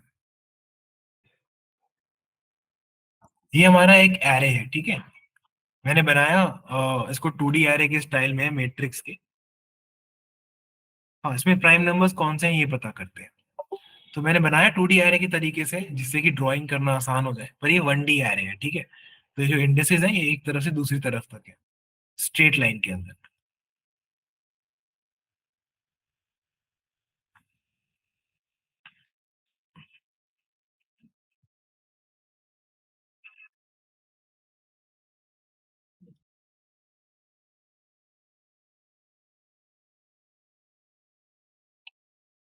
29 तक ही नंबर्स ले लेते हैं, 29 तक ही यहाँ पर आए हैं।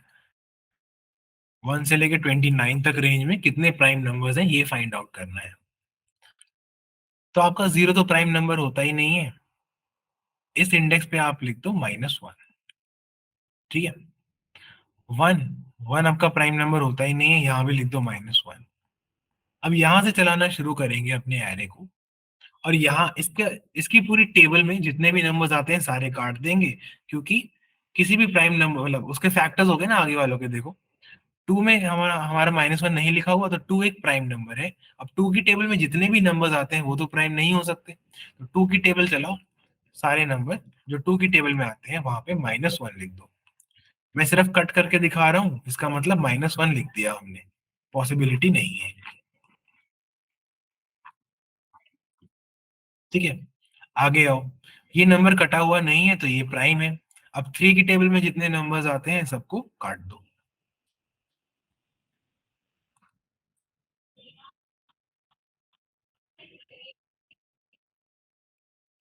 ठीक है। अब 4, 4 ऑलरेडी कटा हुआ है। 5, तो 4 की टेबल नहीं चलाएंगे। 5, 5 एक प्राइम नंबर हो गया। अब 5 की टेबल में जितने नंबर्स आते हैं वो सब काट दो, ज्यादातर पहले ही कटे हुए हैं, ये 25 रह गया था, ये भी कट गया। 7, 7 एक प्राइम नंबर है क्योंकि कटा हुआ नहीं है, अब 7 की टेबल काट दो।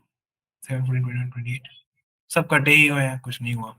11, 11 की टेबल में जो नंबर्स आते हैं वो सारे काट दो। अब क्योंकि हमें सिर्फ 29 तक ही करना है ये काम, तो हम लोग सिर्फ स्क्वायर रूट ऑफ 29 तक जाएंगे, स्क्वायर रूट तक ही जाते हैं ना प्राइम नंबर्स चेक करने के लिए, उसके आगे चेक करने की कोई जरूरत नहीं है। अब जो नंबर्स बच गए हैं ये हैं आपके प्राइम नंबर्स। क्लियर हुआ थोड़ा थोड़ा कि थियोरेटिकली करेंगे कैसे, करा क्या है हमने। निकल गए प्राइम नंबर्स सारे, देखो लास्ट कॉलम तो सारा प्राइम नंबर से ही भरा हुआ है।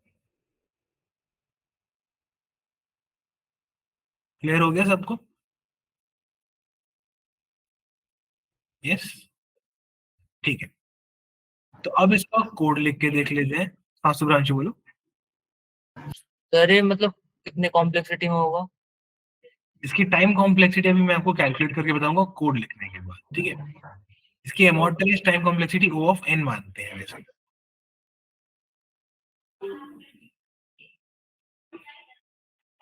n है आपकी रेंज, क्योंकि ऐसा मानते हैं जैसे जैसे रेंज आपकी बढ़ेगी नंबर ऑफ प्राइम्स बहुत कम हो जाते हैं, तो बहुत ही कम नंबर्स के लिए आपको टेबल चला के देखनी पड़ेगी, इसलिए O ऑफ n मान लेते हैं इसको।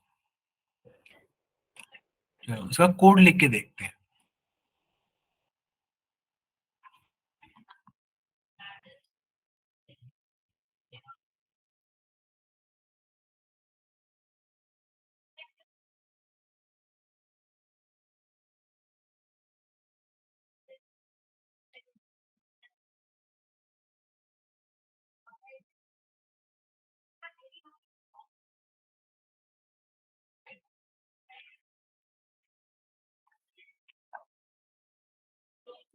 ठीक है, ये हो गया हमारा मेन मेथड। इसके अंदर हमें दो नंबर्स लेने हैं। उससे पहले स्कैनर क्लास का ऑब्जेक्ट बना लेते हैं।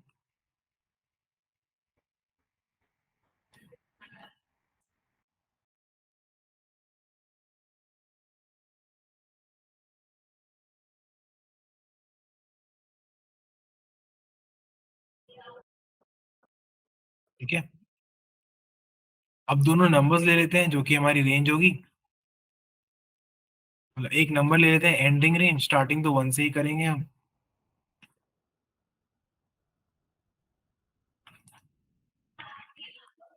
यहाँ तक कितने प्राइम नंबर्स हैं सारे बताने हैं। तो देखते हैं करेंगे कैसे इसको सॉल्व। पहले एक एरे बना लेंगे, एक 1D एरे बनाएंगे, ए साइज का, A+1 साइज का, जैसे ए भी उसके अंदर।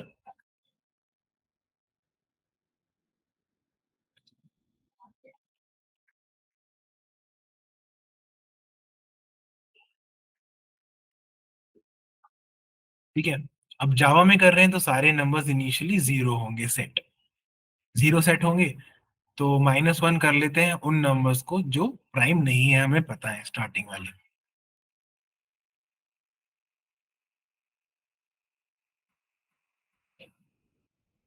लूप चलाएंगे, 2 से चला, 0 से चलाने की जरूरत नहीं है, 2 से चलाएंगे, उससे छोटा कोई भी नंबर प्राइम नहीं होता है। कहाँ तक जाएंगे? ए तक जाएंगे, I++।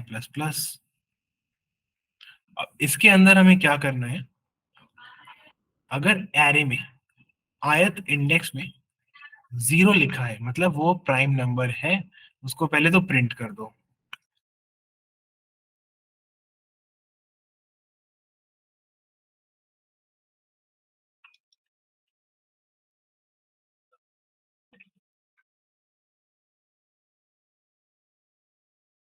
ठीक है, अगर 0 लिखा है एरे ऑफ आई में तो उसको तो प्रिंट कर दो, वो प्राइम नंबर है।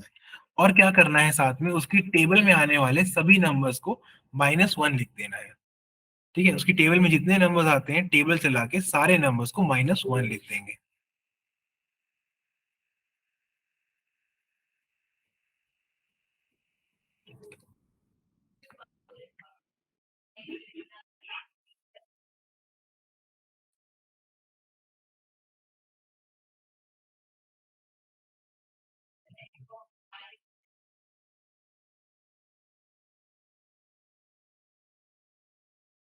आई हमारा नंबर है, जब तक I × J < A है तब तक हमारा लूप चलेगा, मतलब array index out of bound नहीं होना चाहिए। < या =A है तब तक ही लूप चलेगा, और J++। तो टेबल चल गई है, पहले ×1 होगा, फिर ×2 होगा, फिर ×3 होगा, एंड सो ऑन। और क्या करेंगे, एरे ऑफ I × J के अंदर -1 डाल देंगे। दैट्स इट, फॉर लूप को क्लोज कर देंगे। कोड को बंद करेंगे, फिर क्लास को। अब देखो ये नेस्टेड फॉर लूप्स हैं आपके, आपको लगेगा ये O(n²) बन जाएगा, लेकिन हम टेबल सिर्फ प्राइम नंबर्स की चला रहे हैं, और प्राइम नंबर्स बहुत ही कम है, यही हम अज्यूम करते हैं किसी भी रेंज के अंदर बहुत ही कम प्राइम नंबर्स है, ऑलमोस्ट नेग्लिजिबल। पहले 100 नंबर्स देखोगे तो कुछ प्राइम नंबर्स है, अब 100 से आगे देखोगे, 500 तक देखोगे, बहुत कम प्राइम नंबर्स है, 1000 तक देखोगे तो जो रेंज है, जो डिस्टेंस है दो प्राइम नंबर के बीच में, वो बढ़ता चला जाएगा। और इसी तरीके से अगर आप 1 लाख तक देखोगे तो नेग्लेजिबल ही प्राइम नंबर्स आपको मिलेंगे। इसलिए इसकी टाइम कॉम्प्लेक्सिटी O(n) मान लेते हैं कि एमोर्टाइज O(n) के आसपास ही रहेगी, n² के आसपास बिल्कुल भी नहीं रहेगी। बस यही हमारा छोटा सा कोड है, इससे आपके सारे प्राइम नंबर्स प्रिंट हो जाएंगे एक रेंज में दिए हुए। समझ में आ गया सबको? यस और नो, समझ में आ गया? कोड भी हमारा सिंपल सा है।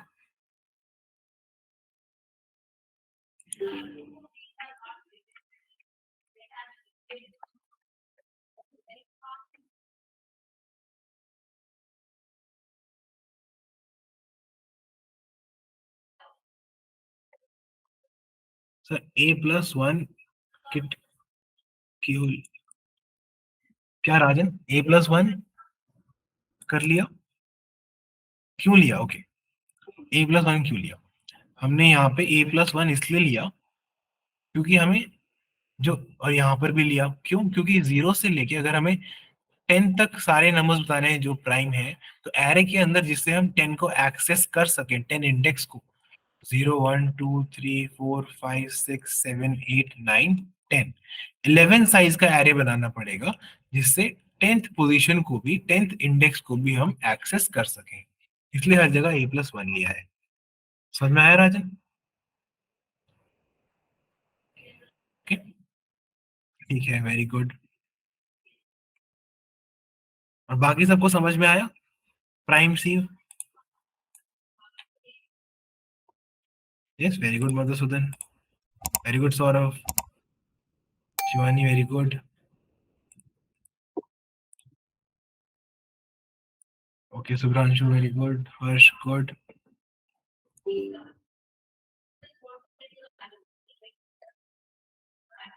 ठीक है,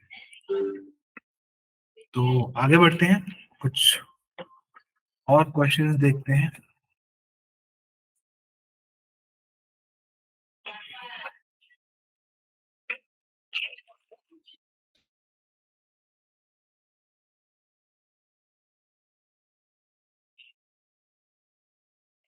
ठीक है, अगला क्वेश्चन है,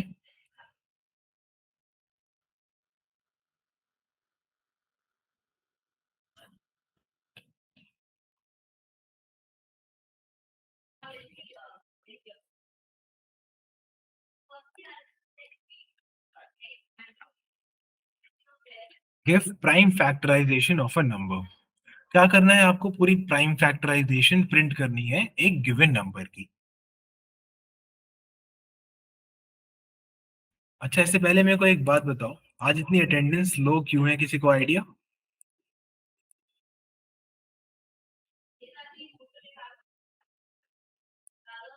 नहीं, नहीं पता। स्टूडेंट्स ड्रॉप ऑफ करते जा रहे हैं, इंपॉर्टेंट कॉन्सेप्ट्स यहीं पे मिस हो जाएंगे। एक्ट 21 में कितने स्टूडेंट सेलेक्ट हुए हैं? ज्यादा स्टूडेंट सेलेक्ट हो गए हैं क्या? काफी।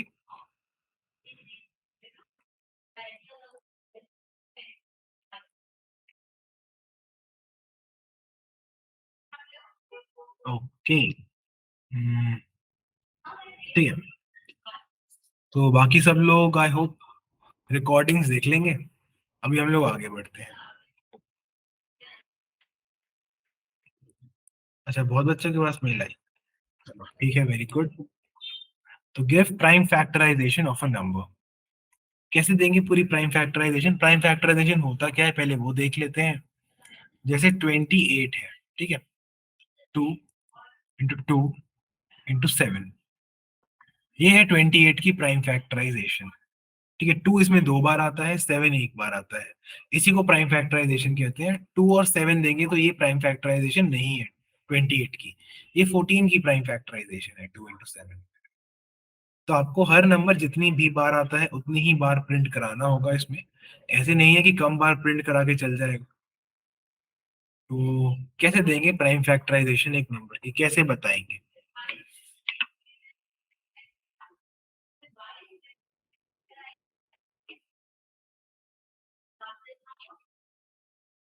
सर पहले प्राइम निकाल लेंगे और उसके बाद जो भी प्राइम आएगा उससे जो भी जिसके भी फैक्टर निकालने हैं उसको डिवाइड करके देखते रहेंगे, अगर वो हो जाएगा तो और पहले प्राइम फैक्टर ऊपर से चले डिवाइड जाएंगे। कर देंगे नंबर को।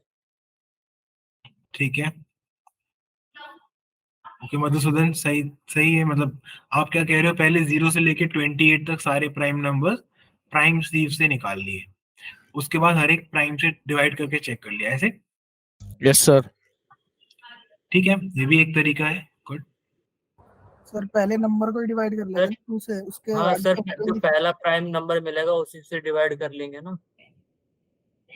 हाँ, ऐसे कर लेंगे, पहले प्राइम नंबर से डिवाइड करते हुए चलेंगे, ये भी कर सकते हैं। सर जैसे प्राइम नंबर फाइंड करने की रेंज ही हम 28/2 रखते हैं ना, उसके आगे तो फैक्टर मिलेगा ही नहीं। ओके, ये भी कर सकते हैं। देखो, अगर सिंगल नंबर का हमें प्राइम फैक्टराइजेशन करना है तो सीव लगाने का कोई फायदा नहीं है। सीव में आपकी स्पेस भी वेस्ट होगी और टाइम भी वेस्ट होगा। उसमें सिंपल है, हर एक नंबर को चेक कर लो कि वो प्राइम है या नहीं है। देखो कैसे करेंगे।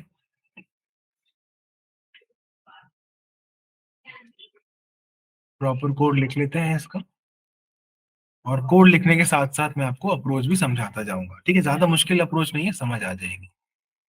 मतलब बहुत ही बेसिक अप्रोच है, मुश्किल क्या।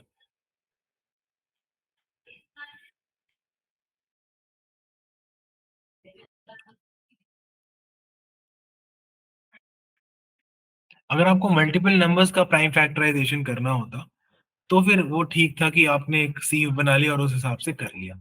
लेकिन सिंगल नंबर के लिए वो चीज ठीक नहीं है। ठीक है, उसमें आपका टाइम कॉम्प्लेक्सिटी और स्पेस कॉम्प्लेक्सिटी बढ़ जाएगा।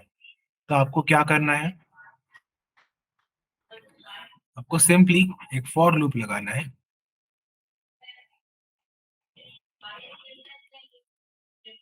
सबसे पहले इनपुट तो ले लें।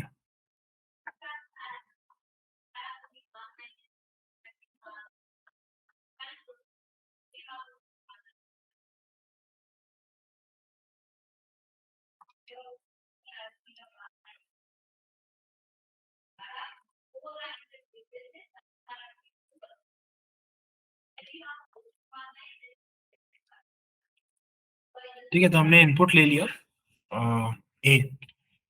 इसका हमें करना है प्राइम फैक्टराइजेशन। कैसे करेंगे, देखो बहुत ही सिंपल है। शुरू कैसे करेंगे इसे,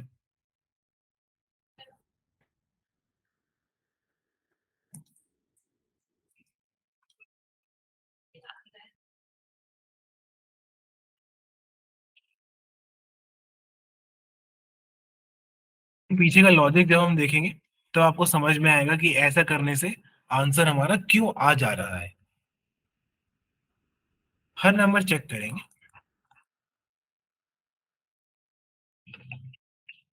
एक नंबर मल्टीपल टाइम्स भी डिवाइड कर सकता है एक नंबर को, जैसे 28 को हमने देखा, 2 उसको 2 बार डिवाइड कर रहा है। तो जब तक ये ट्रू है कि a mod i equal to 0, तब तक प्रिंट करेंगे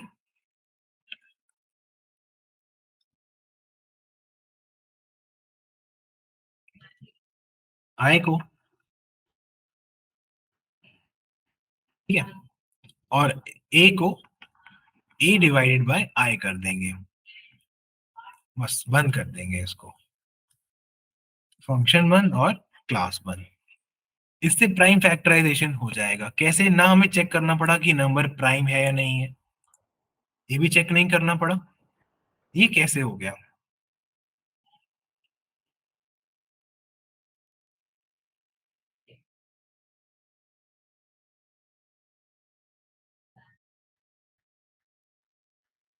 हाँ शुभ्रांशु, उससे भी हो जाएगा। Very good, very good. ठीक है, तो देखो क्या कर रहे हैं, कोई नंबर एग्जाम्पल लेते हैं, किसी नंबर का एग्जाम्पल ले लेते हैं। 46 ले लेते हैं। ठीक है, हमारा ए हो गया 46, और यहाँ पे आई की वैल्यू लिखते जाएंगे। आई 2 से शुरू हुआ, जब तक 46 को आई डिवाइड कर रहा है तब तक 2 प्रिंट हुआ, और आई यहाँ पे आउटपुट लिख लेते हैं 2 ए अपॉन आई 23। फिर 2 से डिविजिबल नहीं है 23, तो आगे बढ़ गए, ये बन गया 323। ये भी डिविजिबल नहीं है। इसी तरीके से अब 23 तो प्राइम नंबर आ गया है, तो सीधा 23 आएगा, तभी यहाँ 23 आ जाएगा। कोई छोटा अलग नंबर लेते हैं जो सही से डिविजिबल हो चीजों से, वरना कॉन्सेप्ट क्लियर नहीं हो पाएगा। सबसे मेन बात इसमें यह है कि हमें चेक नहीं करना पड़ा कि वो नंबर प्राइम है या नहीं है। आई हमारा प्राइम है या नहीं है, ये चेक नहीं करना पड़ा। क्यों नहीं करना पड़ा, अभी मैं आपको बताता हूँ। जैसे यहाँ पे लेते हैं 7 इंटू 7 49, 49 इंटू 4 200, 196। ठीक है, चलो 196 हमने ले लिया। आई की वैल्यू 2 से शुरू हुई, 2 से 196 कट हो गया, तो ये क्या बन जाएगा 98, और 2 हमारा आउटपुट आ गया। अब 2 से 98 अभी भी डिविजिबल है, तो ये बन गया 49, और 2 हमारा प्रिंट हो जाएगा। फिर 3 से डिविजिबल नहीं है, 4 से नहीं है। अब 4 से कभी भी डिविजिबल हो ही नहीं सकता। ठीक है, देखो सर 12, 15, ठीक, अभी इसके बाद हम अलग अलग एग्जाम्पल्स भी ले लेंगे। तो ये देखो, 4 से ये कभी डिवाइड होगा ही नहीं, क्यों? क्योंकि हमने 2 से जितनी भी बार ये कट हो सकता था हमने कर दिया है, तो 2 के किसी मल्टीपल से ये डिवाइड नहीं हो सकता। ये चीज समझ में आ रही है आपको? ऑल्दो 196 4 से डिविजिबल होता है, लेकिन जब हमने इसको 2 से जितनी भी बार ये कट हो सकता है वो हटा दिए वो फैक्टर्स, तो अब 4 से ये डिवाइड नहीं हो सकता है। ये चीज समझ में आई? कोई भी नंबर है, हमने उसको 2 से डिवाइड करते गए जब तक वो हो सकता था, तो अब वो 4 से डिवाइड नहीं होगा आपके। ये चीज किस किस को समझ में आई? ओके, हर्ष को आ गई, मधुसूदन को आ गई, राजन को आ गई, शिवानी को भी आ गई, मुकुल को भी आ गई। Very good. तो ये कॉन्सेप्ट जो है, इसी का यूज करके हमें प्राइम नंबर चेक करने की जरूरत नहीं पड़ रही है। जो नॉन प्राइम नंबर्स हैं वो प्राइम नंबर्स से कट चुके होंगे, जैसे कि 4 2 से कट चुका है, तो 4 नहीं आएगा अब नीचे, 4 ऑटोमेटिकली स्किप हो जाएगा, इसलिए प्राइम नंबर चेक करने की जरूरत नहीं है। फिर हम आएंगे 5 पे। 5 से डिविजिबल नहीं है 6। अब 6 भी कट चुका है, अगर 6 का कोई फैक्टर होता है इसके अंदर तो वो 2 और 3 से कट चुका होता, क्योंकि 6 खुद ही इंटू 2 इंटू 3 करके हम लोग लिख सकते हैं, तो उसके सारे फैक्टर्स 2 और 3 से कट चुके होते हैं। फिर आएगा 7, हाँ 7 इसका फैक्टर है, बचा 7, फिर से 7 से करेंगे, ये 1 हो गया, तो ये 7 हो गया। बस खत्म हो गया हमारा कोड, इतना ही कोड था, 2 2 7 7 हो गया। क्लियर है? और Shubhranshu, why n is greater than 1 करना पड़ेगा आपको अपने कोड में, वरना इनफाइनाइटली चलता चला जाएगा। ठीक है, क्योंकि लास्ट में n 1 हो जाएगा, 0 नहीं होगा।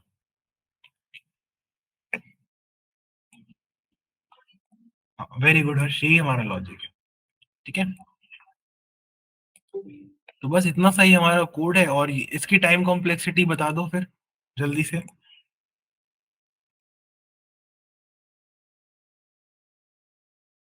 n, हाँ बहुत ही सिंपल है, O of n time complexity इसकी रहेगी, बस। Very good, very good Madhusudan, Shubhranshu, Harsh, very good, good. तो ये हो गया हमारा प्राइम फैक्टराइजेशन का कोड, O ऑफ n के अंदर ही सॉल्व हो गया। n जहाँ पे हमारा इनपुट है, यहाँ पे हमने a ले लिया है, n हमारा इनपुट है।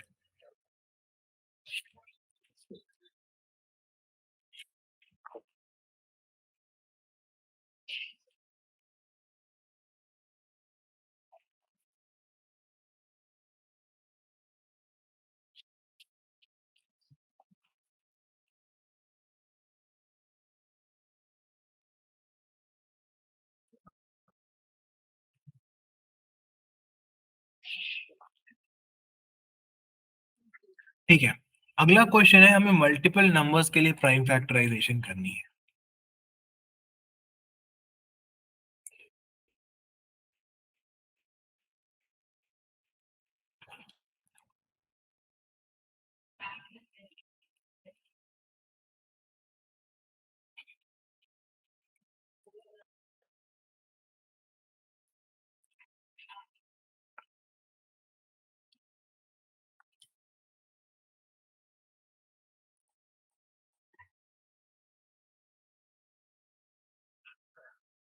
एक एरे है, उसके अंदर कुछ नंबर्स हैं, एरे का साइज हो सकता है थोड़ा ज्यादा, उसके अंदर आपको हर नंबर की प्राइम फैक्टराइजेशन करनी है। अभी तक हम लोग सिंगल नंबर की कर रहे थे, अब ज्यादा नंबर की करनी है। तो क्या कोई ऑप्टिमाइजेशन है जो आपके दिमाग में आती है? सोचो 2 मिनट, 2 मिनट सोचो, फिर एक हिंट दूंगा, फिर 2 मिनट और सोचना, अगर नहीं हो पाता है तो।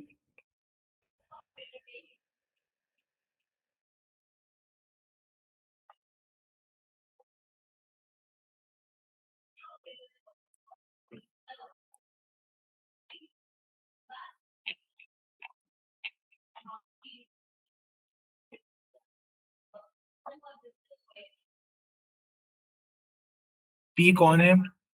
पी नेम से कौन आया है?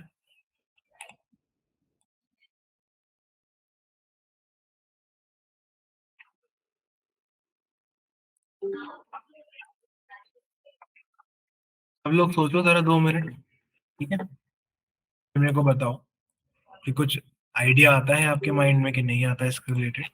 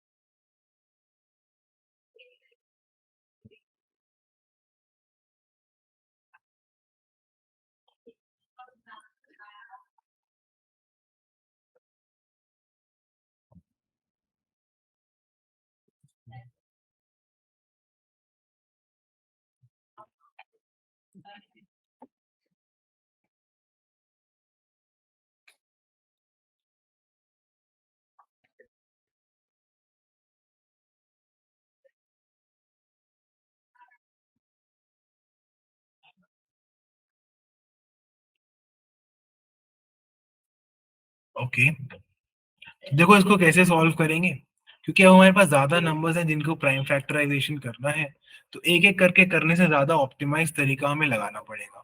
तो ध्यान से सुनना कि हम करने क्या वाले हैं।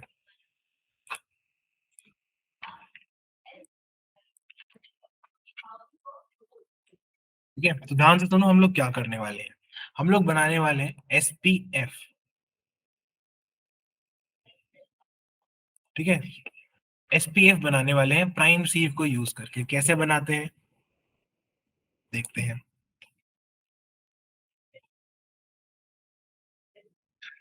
Excuse me. देखो अगर हमें जो नंबर्स हैं वो किसी रेंज के अंदर दिए हुए होंगे, ठीक है, तो हम क्या करेंगे, उस रेंज का SPF बनाना शुरू करेंगे, सॉरी प्राइम सीव बनाना शुरू करेंगे, ठीक है? उसके लिए फर्स्ट स्टेप क्या है, उस साइज का एरे बना लो। तो फिर से वही लेते हैं, 0 से मान लेते हैं 29 तक नंबर्स हैं, क्योंकि उससे ज्यादा दिखाना थोड़ा सा फीजिबल नहीं पड़ रहा है, बस इसलिए हम लोग छोटी रेंज ले रहे हैं।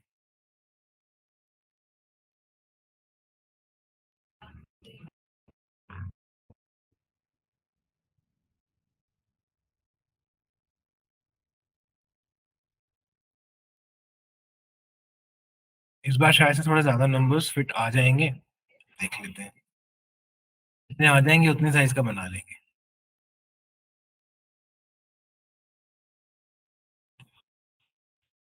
ठीक है, इनिशियली सब पे लिखा है 0।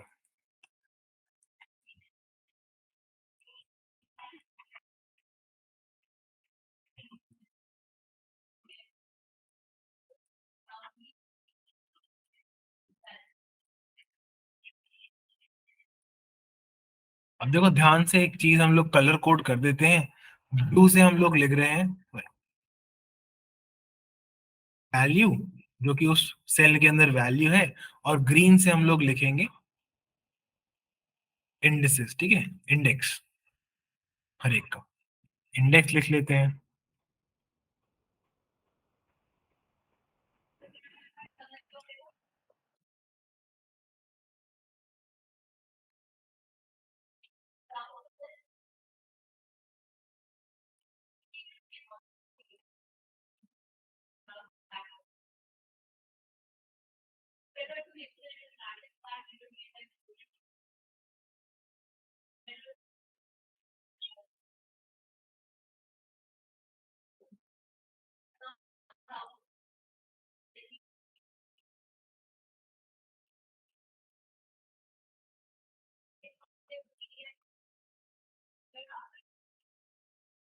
ठीक है, तो ये हो गया हमारा प्राइम सीव। स्टार्टिंग में 0 और 1 को -1 कर दो, ठीक है, क्योंकि ये तो प्राइम नंबर्स नहीं है। स्टार्ट करेंगे 2 से। अब 2 पे 0 लिखा हुआ है, तो यहाँ पे फिर से 2 ही लिख दो, ठीक है, इंडेक्स लिख दो, जहां 0 लिखा हुआ है वहां इंडेक्स कॉपी कर देंगे। अब जितने भी नंबर्स 2 की टेबल में आते हैं उन सब में 2 लिख दो जाके। मतलब काफी सारे हो गए ये, पर ठीक है, ट्राई करते हैं जल्दी जल्दी इसको फिल कर दें।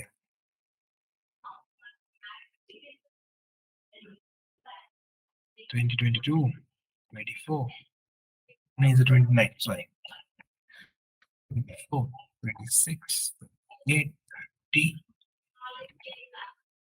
32 34 36 38 40 जैसे पहले -1 लिख रहे थे वहां पर कुछ नहीं करना है, इंडेक्स आई ही वापस लिख देना है। इतना क्लियर हो गया? 2 भर दिए और इसी तरीके से सारे नंबर्स भर देंगे। Save the prime factors of a given number. Okay, array के एक एक एलिमेंट को असाइन करने और फिर सेम लास्ट कोड लगाएंगे। ओके, ठीक है, दोनों ही अप्रोचेस में मेरिट है। देख लेते हैं कि कौन सा अप्रोच फास्टर रहेगा। सेफ prime factorization of a given number. किसी भी नंबर का प्राइम फैक्टराइजेशन अगर हम स्टोर कर रहे हैं तो फ्यूचर में कैसे यूज करेंगे उसे? नहीं कर पाएंगे यूज उसे। या फिर आप स्टोर भी बहुत सारे नंबर्स को करो, फिर आपकी चेकिंग भी बहुत ज्यादा बढ़ जाएगी।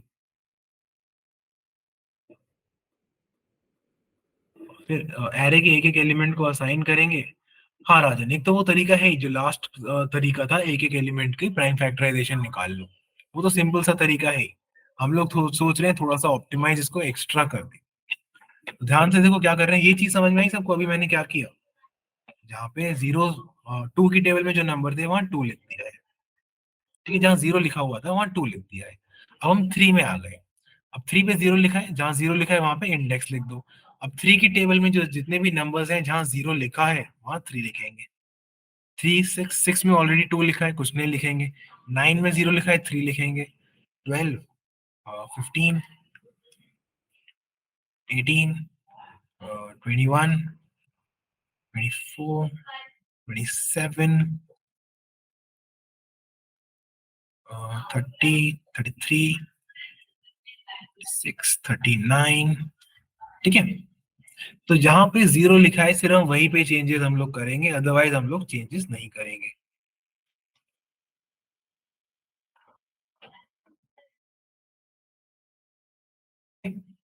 तो आगे देखते हैं। इसी तरीके से अब 4 पे ऑलरेडी कुछ लिखा हुआ है तो स्किप कर दो, वो प्राइम नहीं है। 5 पे 0 लिखा है, जहां 0 लिखा है वहां लिख दो इंडेक्स, और अब 5 की टेबल करो। 5 10 15 20 25, 0 लिखा है तो वहां 5 कर दो। 30 35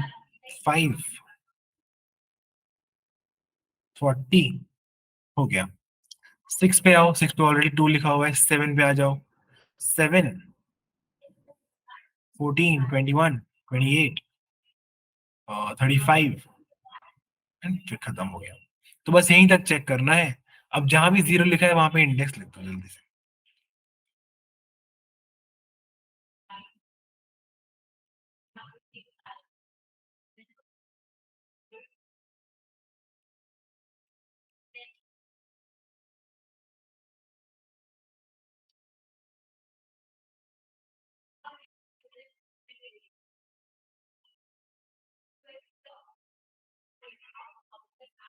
ठीक है, तो अब आप देखो इस टेबल के अंदर smallest prime factor SPF table बन गई है ये। हर बॉक्स में जो स्मॉलेस्ट प्राइम फैक्टर उसको डिवाइड करता है वो लिखा हुआ है। ये नोटिस करो 1 मिनट लगा के, हर सेल के अंदर जो स्मॉलेस्ट प्राइम नंबर उस नंबर को डिवाइड करता है, स्मॉलेस्ट प्राइम फैक्टर है उसका, वो लिखा हुआ है। जैसे 27 को देखें तो 3 लिखा हुआ है, 33 में भी 3 लिखा हुआ है, चलो किस में लिखा हुआ है, 25 में 5 लिखा हुआ है। जब ये नोटिस कर लो तो एक बार यस भेज देना सब लोग कि नोटिस हो गया ये। ओके, मुकुल को हो गया, हर्ष को भी हो गया, मधुसूदन ने देख लिया है, गुड। शिवानी गुड, राजन वेरी गुड, ठीक है। तो अब क्या करेंगे, कोई नया नंबर आया, चलो आप लोग बताओ, एक रैंडम नंबर बताओ 0 से 41 तक, कोई भी एक नंबर बताओ, उसकी प्राइम फैक्टराइजेशन देखते हैं। 36 है। 36, ठीक है, मुक्कल ने भी सेम बताया बाई चांस, ठीक है। 36 की देखते हैं। इस एरे में जाएंगे 36 इंडेक्स पे, यहाँ पे लिखा हुआ है 2, 2 प्रिंट करेंगे और 2 से इसको करेंगे डिवाइड। 18 लिखा हुआ है, अब 18 आ गया, 18 पे जाएंगे, वहां पे लिखा हुआ है 2, 2 प्रिंट करेंगे, इसको 2 से डिवाइड करेंगे, 9 पे जाएंगे, वहां लिखा हुआ है 3, 3 प्रिंट करेंगे, 3 से इसको डिवाइड करेंगे, 3 पे जाएंगे, क्या लिखा हुआ है 3, 3 प्रिंट करेंगे, 3 से इसको डिवाइड करेंगे, 1 हो गया, बस रुक जाएंगे। प्राइम फैक्टराइजेशन हो गई, prime factorization, 2 into 2 into 3 into 3। Clear है कैसे कर रहे हैं? एक नंबर और दे दो, एक एग्जाम्पल और देख लेते हैं, कोई भी एक नंबर और दे दो। 27 की देख लेते हैं, 27 पे जाओ, कहाँ गया, उस पे लिखा हुआ है 3, 3 से डिवाइड कर दो और 3 नीचे लिख दो।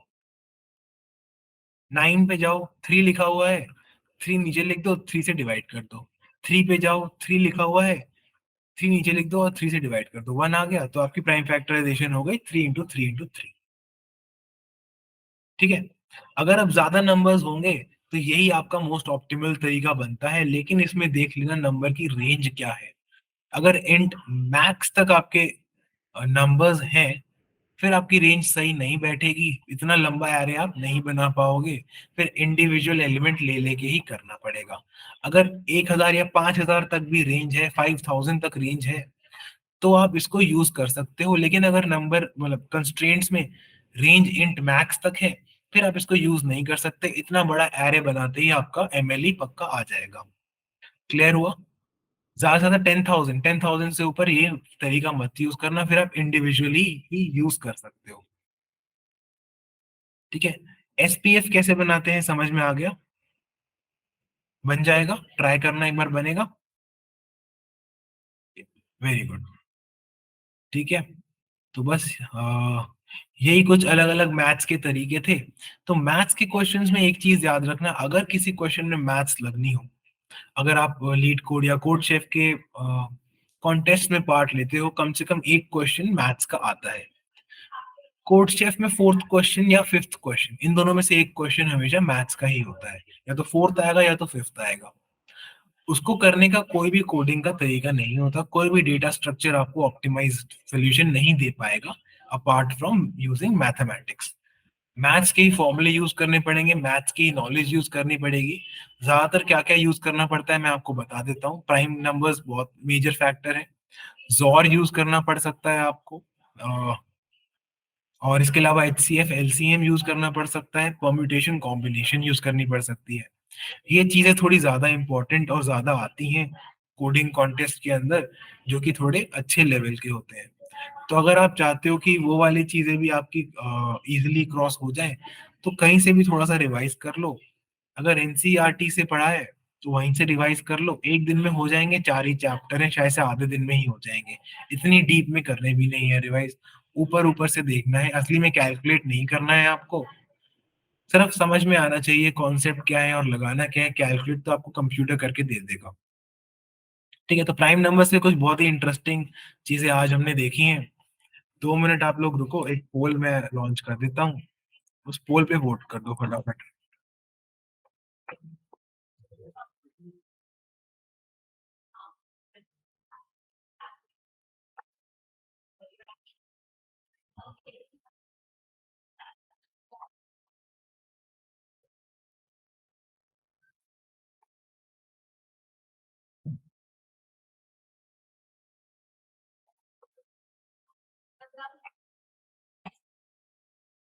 ठीक है, पोल मैंने लॉन्च कर दिया है, पोल पे वोट करते रहो। हर्ष का एक क्वेश्चन आया है, इंटरव्यू देने जाते हैं तो वहां इंटरव्यूअर पूरा कोड पूछते हैं या ऑप्टिमाइजेशन, मतलब ब्रूट फोर्स या ऑप्टिमाइजेशन, मतलब पूरा कोड तो पूछेंगे ही, पूरा तो लिखना ही पड़ेगा। मतलब आपको बोल रहे हो कि ब्रूट फोर्स या ऑप्टिमाइजेशन पूछते हैं सीधा। तो देखो, स्टार्टिंग आप ब्रूट फोर्स से कर सकते हो और उनको बोल सकते हो कि मेरे को थोड़ा सा और टाइम चाहिए इसको पूरा करने के लिए, मेरे को लगता है थोड़ा और ऑप्टिमाइज हो सकता है। हम लोग लिंक लिस्ट करेंगे, लिंक लिस्ट करेंगे ना? लिंक लिस्ट मिस हो गया क्या बीच में से हमारा? अच्छा, तो हम लोग लिंक लिस्ट कर लेंगे, बाय चांस मिस हो गया होगा। ठीक है, लिंक लिस्ट कर लेंगे हम लोग, मैथ्स के बाद लिंक लिस्ट ही कर लेंगे। ठीक है, हाँ, तो हर्ष आपका आंसर मैं दे रहा था तो आपको क्या करना होगा, पहले ब्रूट फोर्स दे सकते हो अगर नहीं समझ में आए, ऐसा नहीं है ब्लैंक हो जाना है कि मेरा तो O ऑफ n स्क्वायर में आ रहा था तो मैं बता के ही नहीं आया। जो भी आपका मोस्ट ऑप्टिमल आपके दिमाग में बन जाए, 2-4 मिनट लेने के बाद आप उनको बता दो। और ये आप बोल सकते हो कि सर मेरे को लगता है कुछ और ऑप्टिमाइजेशन हो सकती है, तो अगर आप मेरे को थोड़ा सा और टाइम दो मैं सोच सकता हूँ। 3-4 मिनट आप और सोचो आराम से, 5 मिनट तक, और फिर आप उनको बता दो कि सर ये चीज ऑप्टिमाइज होके O of n log n जहां तक भी पहुंच सकता है वहां तक चली जाएगी। क्लियर है हर्ष? ये समझ में आपने?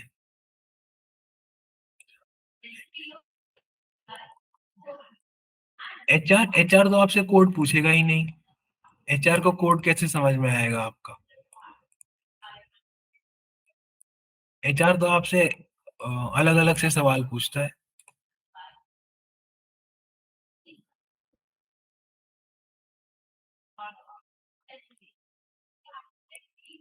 टेक्निकल, हाँ पीआई मतलब पर्सनल इंटरव्यू में पूछ सकते हैं, लेकिन एचआर नहीं पूछेगा। ठीक है, पर्सनल इंटरव्यू में पूछ सकते हैं, टाइम होता है उसके पास। अगर वो आपको लेने आया है और आपका इंटरव्यू ठीक चल रहा है तो आपको टाइम देगा, 10 मिनट, 15 मिनट, 20 मिनट भी देगा वो आपको। अगर आपका इंटरव्यू अच्छा नहीं चल रहा और वो आपको रिजेक्ट करने का मन बना चुका है तो फिर वो आपको टाइम नहीं देगा, फिर बोलेगा जाओ। ठीक है, क्योंकि मैंने खुद ही अपने इंटरव्यूज में कभी कभी 5-5, 10-10 मिनट लिए हैं सोचने के लिए और ऑप्टिमाइज सोल्यूशन, और ऑप्टिमाइज सोल्यूशन बताने की वजह से ही मेरा सिलेक्शन कुछ कंपनीज में हुआ था। तो अपने तरफ से बेस्ट बता दो यार जो करंटली आ रहा है, और टाइम ले लो उससे थोड़ा सा, 4-5 मिनट सोचने का, वो दे देंगे। पर हमेशा अपनी वर्किंग बताते रहना कि मैं क्या सोच रहा हूँ, कैसे सोच रहा हूँ और किस तरफ जा रहा हूँ। जैसे मैं एक हैश मैप की तरफ से सोच रहा हूँ कि उसमें वैल्यूज डाल के क्या हो सकता है, ऐसे नहीं है कि एकदम साइलेंस हो जाए वहां पे, क्योंकि अगर 5 मिनट बाद आपका सोल्यूशन नहीं आया तो उसको पता ही नहीं होगा कि आपने सोचा क्या क्या। ठीक है, अगर आप कुछ कुछ उससे डिस्कस करते रहोगे तो उसको पता लगता रहेगा, हाँ ये क्या सोच रहा है, क्या नेक्स्ट स्टेप ले रहा है, तो उसको क्या क्या चीजें आती हैं, क्या क्या डेटा स्ट्रक्चर्स के ऊपर सोच रहा है। ठीक है, तो चुप नहीं हो जाना है, अपना डिस्कस करते रहना है कि क्या क्या सोच रहे हो, कैसे कैसे सोच रहे हो। क्लियर? तो thank you so much for joining in, सब लोगों ने आई होप कर दिया हो वोट। ठीक है, okay, bye bye everyone, good night, मिलते हैं नेक्स्ट क्लास में।